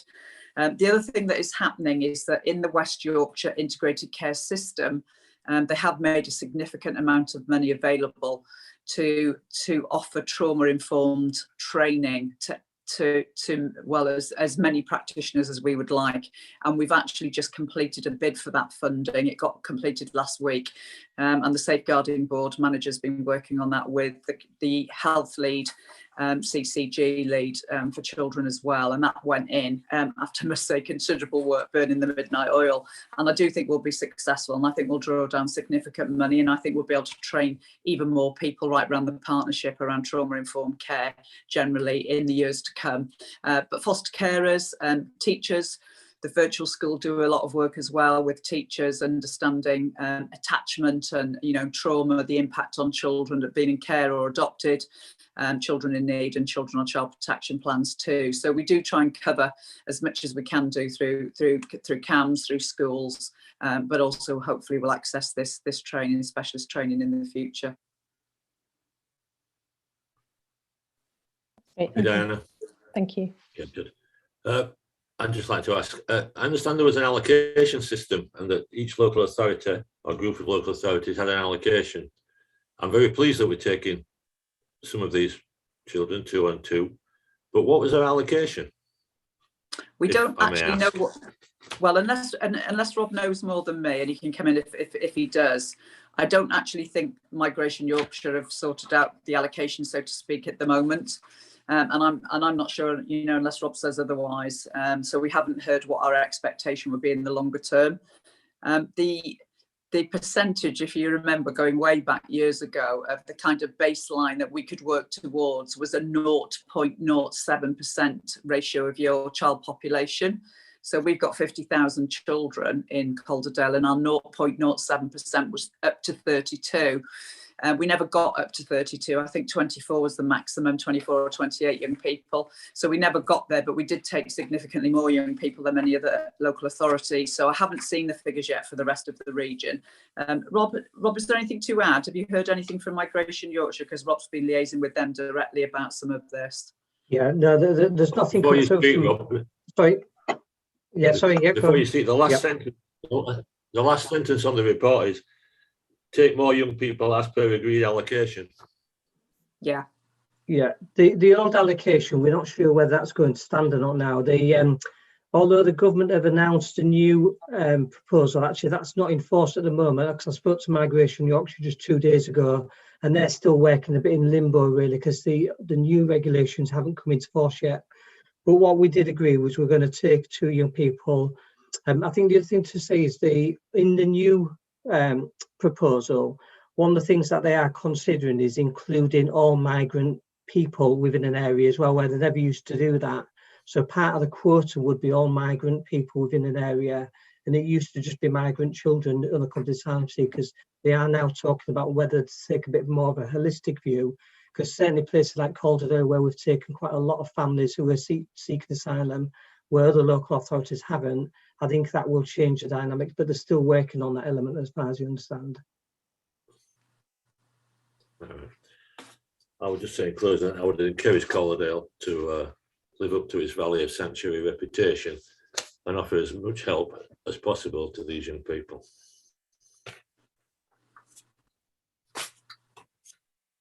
All right. Any more questions on that, members? Good. Item 8, apprenticeships. Shall I hand over to Rob on this? I think somebody was joining us from Workforce Development. I'm not sure if they're here, Rob. It's Sarah. Sarah's going to talk to this, and me being me, I'll jump in when I need to, hopefully. Can I pass over to you, Sarah? Yes, thank you, Chair. I think you've had a briefing note on the work that we've been doing in the past on apprenticeships with our looked after children. It's fair to say that it's been difficult over the last 15-16 months that we haven't really been able to offer opportunities to any apprentices, really, due to the fact that we haven't been able to give them the additional support and guidance that they've needed.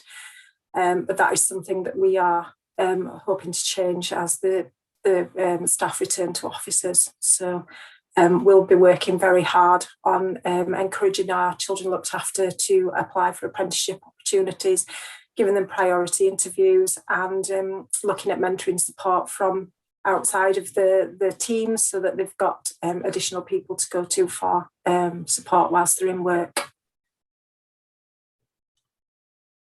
Thank you. I have one or two questions about this report. I'm very keen on the Calderdale Council family firm employing Calderdale Council family members in our role as corporate parents. I've read this report. I see the process. I have to say I'm a little disappointed in the numbers. But let's get down to facts. When is the corporate lead for major projects? I hate the phrase as soon as possible. When does that mean? Does that mean next year or does it mean July? Can I answer that, Sarah? Because I spoke to Robert. Of course. Yeah, I spoke to Robert just the other day. They're working on the action plan at the moment. That'll be with us within the next 2 weeks. The idea there being is that we award some huge big contracts through the council, and what we wanted to do is we wanted to build in into the contracts bit that actually we would expect employers and people who awarded contracts to work with us to offer work experience, apprenticeships for looked after children and care leavers, and that will be built not just in the building trade, but they've got the infrastructure behind that in terms of HR, finance, business support. So what we're trying to do is build something into the contract so it becomes a requirement and it becomes part of their social value commitment as well to Calderdale as well, because for each contract they have to commit to providing some social value to Calderdale. So we want to build that into the contracts from the start, so that becomes a given rather than something that we have to go pursuing each time. Yeah, that's very good.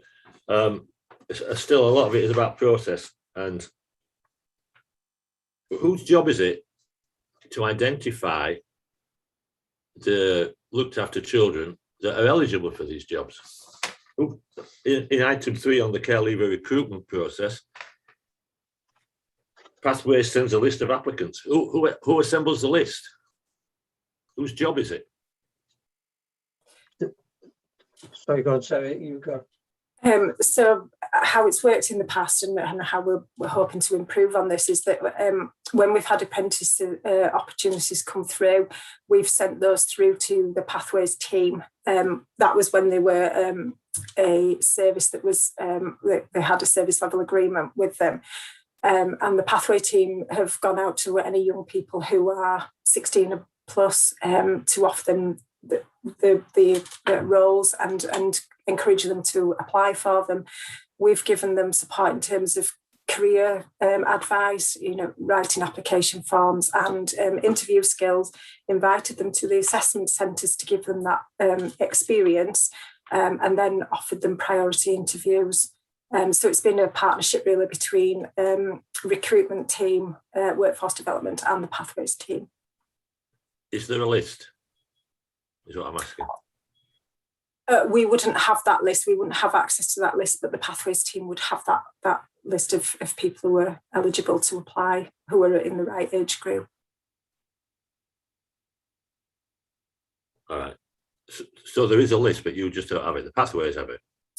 Pathways would have the contact with the eligible young people.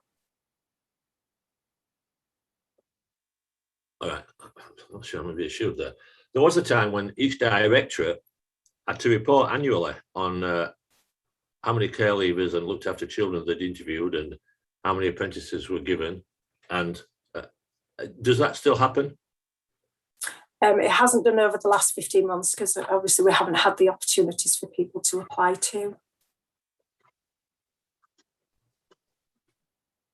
All right, one of the things we've talked about, and I know I'm going to talk about it more at the corporate parenting board, is there's a real need for us, I think, to refresh our corporate parenting approach. I think over the last year, or probably 15 months, I think some of that has dipped. And I think one of the things I want to do, and I'm really keen to do, is during the summer months, do a bit of a relaunch of that. As part of that, I would want to be going out to individual directorates and saying, what would your commitment be? I think Sarah's right. It's just felt for the last year, this has been a real one that we've almost needed to park, really, because there's been no way of progressing it. I think now we're coming out of lockdown, there's a really strong ambition that we need to push forward with this commitment. I think the other thing as well is that I feel very confident that now Pathways is back part of the council. We've got much more opportunities than we've ever had before, and I feel really confident that we will be able to move this forward at a greater pace than we have before, because we've got the connections now in the team. So Lisa, who's a very strong manager, who some of you have already met, is making them links already. She's made the links with Robert from a major project. She's made the links with Amanda Venning. She's made the links with workforce development. So I think that will happen really robustly once we get the summer period out the way, and once we start to think about relaunch that corporate parenting commitment as well.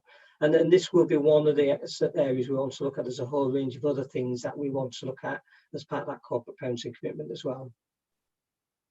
All right, thanks, Rob. I would say that I've now got this bone in my mouth and I'm not going to let it go. So, Sue, Councillor Holsworth. Yeah, thank you, Chair. I've worked in higher education in careers advice and guidance for nearly 40 years. And I'd like to know, with children who are looked after, I understand the direction towards apprenticeships, but what about the encouragement for these young people to apply to universities? There are enormous amounts of support at universities across the page. I've worked at the University of Leeds for 25 years, Huddersfield for a year, Leeds Arts University for 4 years, and they all have financial support, they have foundation inductions, and they have encouragement to try and get young people from disparate backgrounds into higher education. So where's the encouragement here for young people to move into higher education to actually access, even now, better paid jobs than perhaps some of the apprenticeships they're being encouraged to go into? Yeah. And who are pathways, may I ask? I don't know. This isn't I just don't know who pathways are. What are they? Yeah. So Pathways are a leaving care service. So they work primarily with over 18s who have been in the care system. So again, when you think about higher education, they're going to be one of the key partners who are going to be involved in that. But just to answer your question a little bit more fully, I think one of the things that we are conscious of in the meetings that we've been having is that we need to develop these opportunities at every level. Actually, for some of our young people in care, we some of them, we just need to get them ready for that workplace generally. Some of them will need quite a lot of support at that really early entry level. Yes. Some absolutely categorically will be at the point where they are ready and able to go to university, and we need to make sure we identify them very early on. We're doing a lot of work with the virtual school already around children who are coming up to the latter end of their school years to try and identify young people who could potentially go to university. And then there's quite a lot of support we can put in place there. Previously, we have done like summer schools, and we worked closely with universities as well about trying to identify young people. Again, some of that has dipped this last year, but they're certainly all the things that we want to relaunch. But I suppose one of the things that we talked about more recently is for a lot of our young people, apprenticeships isn't going to be the right route. For some it is. Some want to go straight into the workplace, and we need to make sure we're identifying them. Some of it's going to be, for some young people, it's going to be quite a big leap just to get into anything, and we need to understand that as well. So we need to understand some of the barriers to young people getting. So there's a whole sort of work stream that started that is looking at that from the head of the virtual school and the pathway service, and with the workforce development as well, to see what options can we look at there really. And if I'm really honest, I think what we really need is a range of options. I think apprenticeships is one part of that, but we need that range of options. And I absolutely agree with Councillor Raystrick. As a family firm, we wouldn't just expect everybody to go in as a chief exec. There might be opportunities to do something else, and we need to take that same approach really. We should be looking at entry levels at all sorts of different levels, and equally with our partners as well. Our partners have a commitment to corporate parenting, so we need to be speaking particularly to colleagues in health, the police, because actually we've got quite a big catchment area there if we can get the entry levels right and the support right. And I think the other thing I would say is, just from my experience of working with care leavers, we can't underestimate the support needs that some of our care leavers have initially. And I think that's the bit we've got to be really careful of, because we've got to develop that on a bespoke level for individual young people. And what fits one young person won't fit the other. And I think that's where we've got to get much more nuanced. And I think that's why I feel really confident now Pathways is back in house. We can do that much more robustly. Well, thank you. I just think it's important, as you rightly say, one size does not fit all. But do you have linked partnerships with any universities in the country? Yeah, what we have, Councillor Holsworth, is there's a number of local authorities, another universities now who've signed up to the Buttle Trust Charter Mark, which is exactly about how there's a number of universities now who are care leaver friendly. So they've got an award that says that they offer different bursaries, they offer different support, they offer different. So they're the ones that we would normally link in with. So York, for example, is one that's nearby. So they've got the Buttle Trust Award. But also through our social work teaching partnership, we've developed really good links with York University as well and Huddersfield University, where we've got some clear, we've made some inroad there already. So we know we've got some links there. One of the things that we are going to be talking about as part of the relaunch of our corporate parenting is we want to develop work-based mentors as well. We want to develop corporate parenting champions across the council, where some of this work might sit as well, particularly in terms of support for care leavers going into either work experience or apprenticeships or paid employment. We know that support is really important. So we want to develop a range of networks where we can offer that more intensive support to young people who need that more intensive support as well. Thank you very much, Mr. Murray. They were good questions and good answers. Councillor Foster, Scott. Thanks, Chair. I just wanted to ask a bit more about the whole process of care leavers actually applying for this for apprenticeships. Are they guaranteed an interview? If they apply, are they guaranteed an interview as somebody who disclosed a disability, for example, would be, as long as they met the qualifying criteria? What percentage of those who apply are actually successful? And you've kind of touched on this already, but if apprenticeships are too much of a leap for people, for young people, is there such a thing as a sort of a pre-apprenticeship level, and might that be a route into employment for some young people? Might that be helpful, if that makes any sense? Thank you. Thank you, Councillor. Yeah, any young person who applies through the care leaver process is guaranteed an interview. So yes, that's a definite yes. They get priority interviews. Yeah, they get priority interviews as well. So they would be seen before general applicants, and if they meet the criteria and they're successful, then there would be that post would be given to them before, and then it would be removed from the pot, as it were. So yeah. Sorry, what was your next question? Apologies. What percentage of those who apply are successful, if you have that information, and then the question about pre-apprenticeships or something along those lines, which has been touched on by Rob anyway. Yeah, sorry, Councillor, I don't have the information about those that have been successful, the percentage-wise, but we can get that for you. And then in terms of moving forward, as Rob's already alluded to, we've got lots of plans to look at different routes for young people to try and support them with the best support possible. Thank you. Helen, Councillor Yvonne.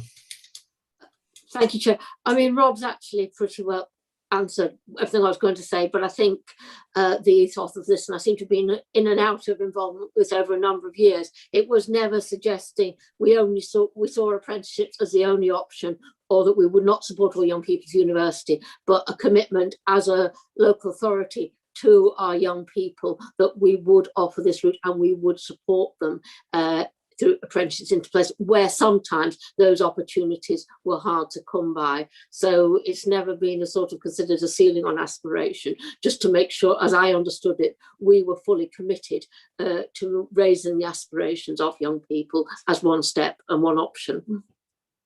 Absolutely right, Councillor Yvonne. It's about ambition for our young people. Sarah. Yeah, and just following on from that, really, my understanding is that we've actually had quite a lot of young people going to university from our who are care leavers.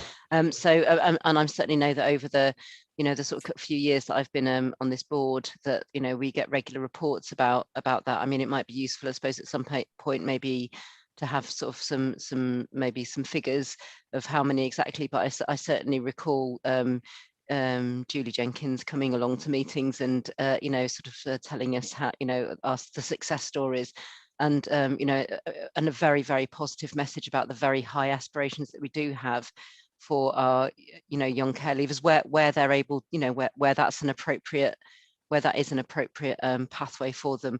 But obviously, university isn't appropriate for everyone, and so I think having other plans as well is it's about aspirations to suit the needs and the requirements of those young people. So yeah, just wanted to make that comment, really.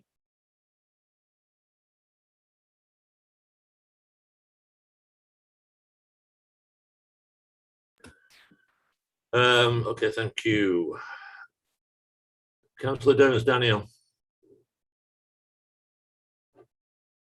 I'm sorry if this has been discussed before, but I'm quite new to the Children and Young People's panel, so I might have missed it.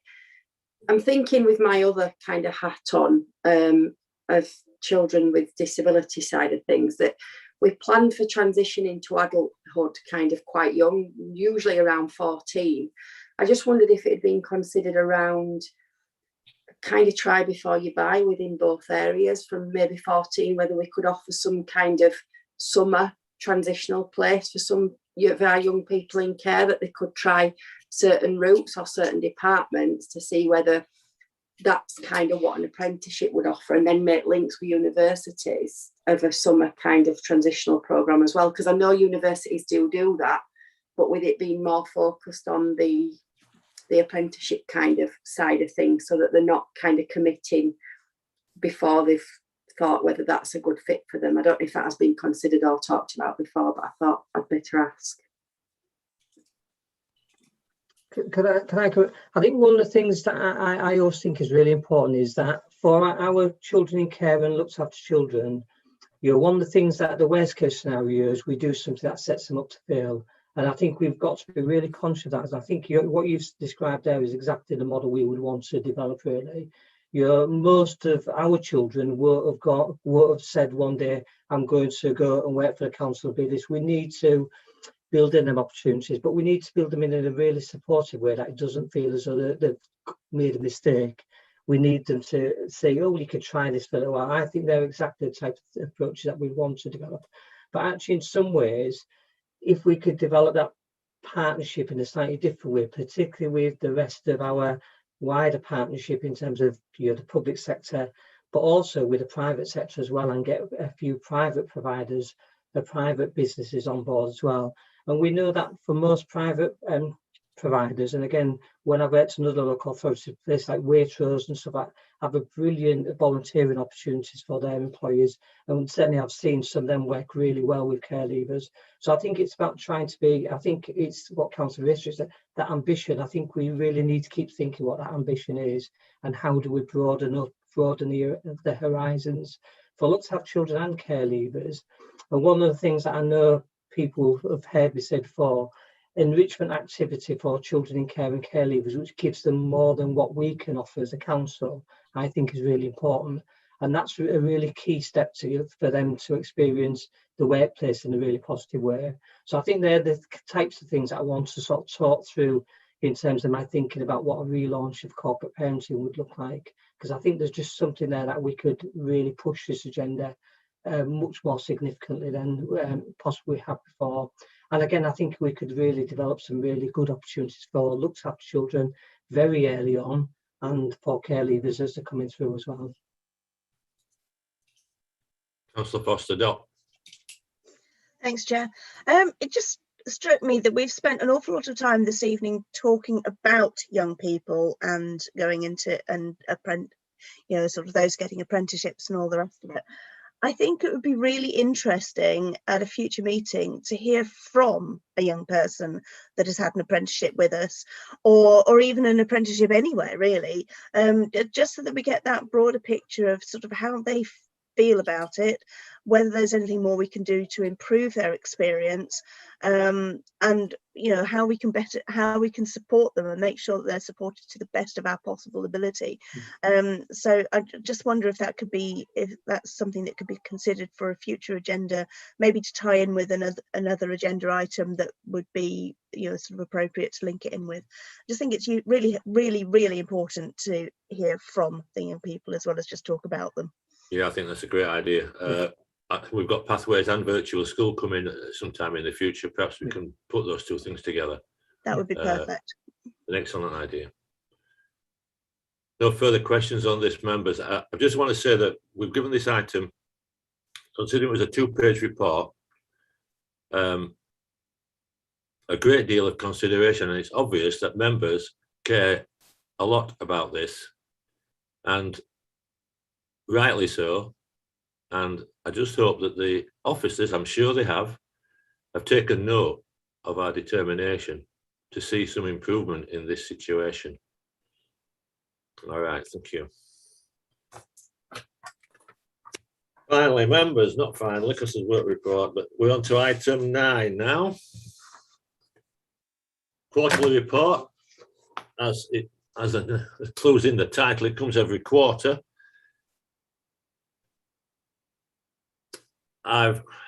Members have obviously read it.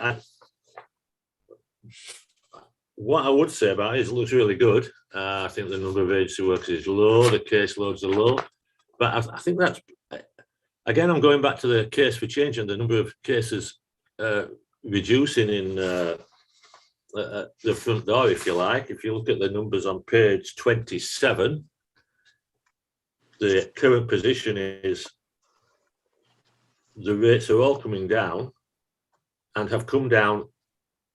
The children in need is down 10% last year and 6% this year. The rates for child protection plans down 30% and then 10%. And the children looked after, which the explanation that they haven't come down is contained on the page. The next page is a really interesting one. I like at some stage, I'm going back to the case for change and why those numbers are coming down, and maybe we're not rushing in as we used to do.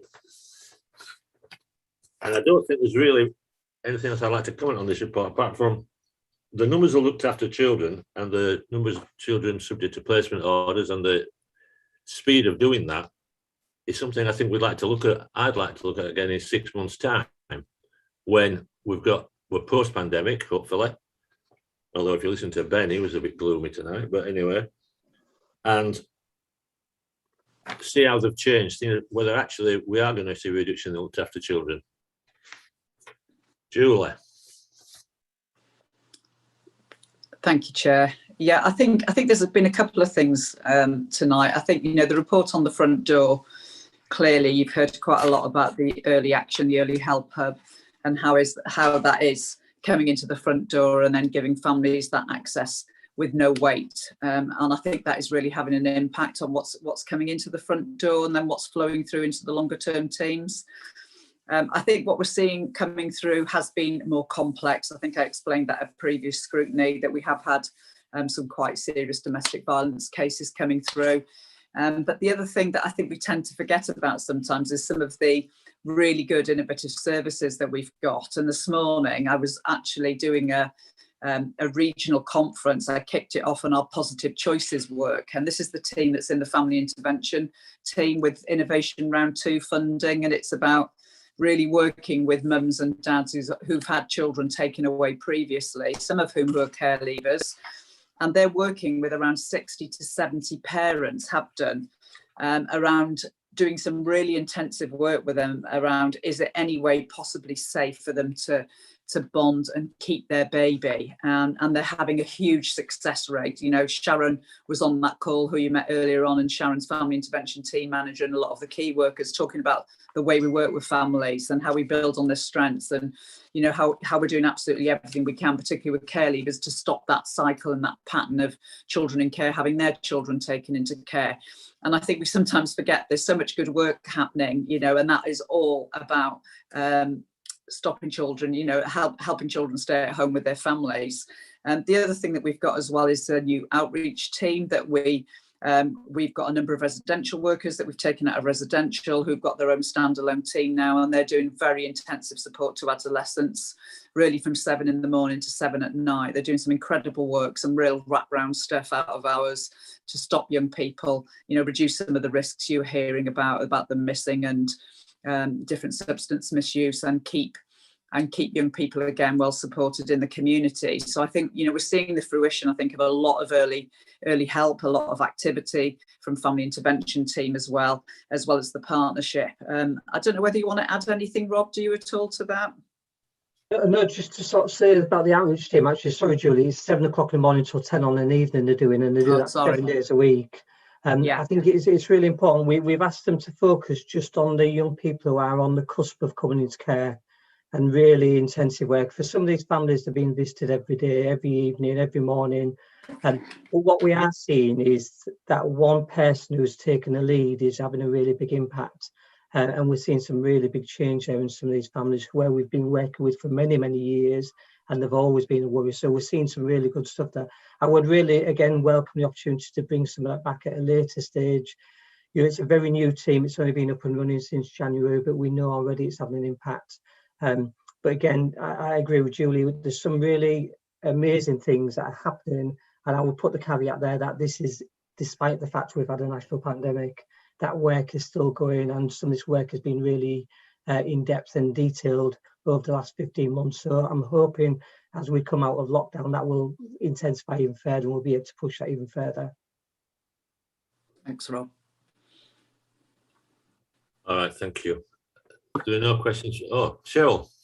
Oh, Sorry. thank you. Yes, just to add that I know we're concerned about the shift, and rightly so. But if you look at the table on 2.3, it does show that although the child protection plan rate has gone down, it's far more in keeping with the Stat Neighbours and the and England proportions than it was this time, well, March last year. So it's not a too concerning picture in that respect, more that it's achieving a little bit more of a balance. I just decided to go off now. You see what I'm reading, 2.3? Yeah, I understand what you're saying, Cheryl, and I'm not sure I'm concerned about it insofar as concern would suggest I'm worried about it. I'm more searching for explanations, if you know what I mean. Yeah. Sue, Councillor Holdsworth. Thank you, Chair. Yes, it's just a quick question. I read the report and I noticed that you're having real problems filling the 4 vacancies for the children's assessment team. Why do you think the response has been so low to these advertised posts? Is it the nature of the posts, or is it the fact that, as was also noted in the report, CMBC pay less than neighbouring authorities? I know this is also the problem with planning, why they're having huge problems filling their posts. We're trying not to mention planning in this meeting, Sue. Oh, sorry. Okay, sorry. No, but is it the money, or is it the difficulty of the advertised posts in terms of the emotional toll? The emotional toil it must take from people appointed to such posts. I just wondered, and what, if any, your strategies are to improve retention and recruitment. Thank you. Could I come in on that? Because I think you've hit on a really important point. Actually, I think it is a combination of things. You know, when I speak to my peers in the region, this is not unique to Calderdale, but I think we are in a catchment area where qualified social workers could go to a number of local authorities that are near to their home. So I think we've got that to contend with. I think there is an issue around what we pay, and we know that some of them are, or some of the local authorities that are failing, particularly from an officer perspective, are offering quite significant salaries to people. I think there was another factor that we touched on probably in the front door report, and I put a comment in there. I think we are seeing, and I think there's been some national publicity about that, I think we are seeing people questioning what they want to do in the future, and I think that's part of the hesitancy now. I don't think it's going to be a long-term thing, but I think people are taking stock of what their options are going forward. I do think we possibly will see people leaving social care profession. I think that's going to happen at some point once the lockdown ends fully. And I also think because of where we are in the lockdown, I think some people are hesitant to leave their job until they know clearly what's going to happen next. I think we had a period right at the very beginning of lockdown where we struggled with recruitment, and then it seems to free up again. And we seem to be back into that scenario where people seem to be a bit more hesitancy about that. But in terms of the retention of staff, I think that's one of our key priorities, and it's been our key priority through the pandemic, is to make sure that our staff are feeling well supported. You know, when we speak to our staff, they say that managers are very visible, very supportive, they've got good support networks in place. But we need to always keep our finger on that, actually, because that's something that we could become an issue as the lockdown ends further and people have a bit more freedom to have a look about what their future holds as well. So I think it's something we need to keep a really close eye on, actually. Thank you, Ms. Murray. Thank you. All right, thank you, Sue. Thank you, Rob. Anything further, members? Again, I'll just reiterate, I thought that was a very good report. I think our numbers are looking good. Yeah, a lot better than we used to be. Finally, members, the work programme. We were sent the rejig version. Any suggestions? Lauren?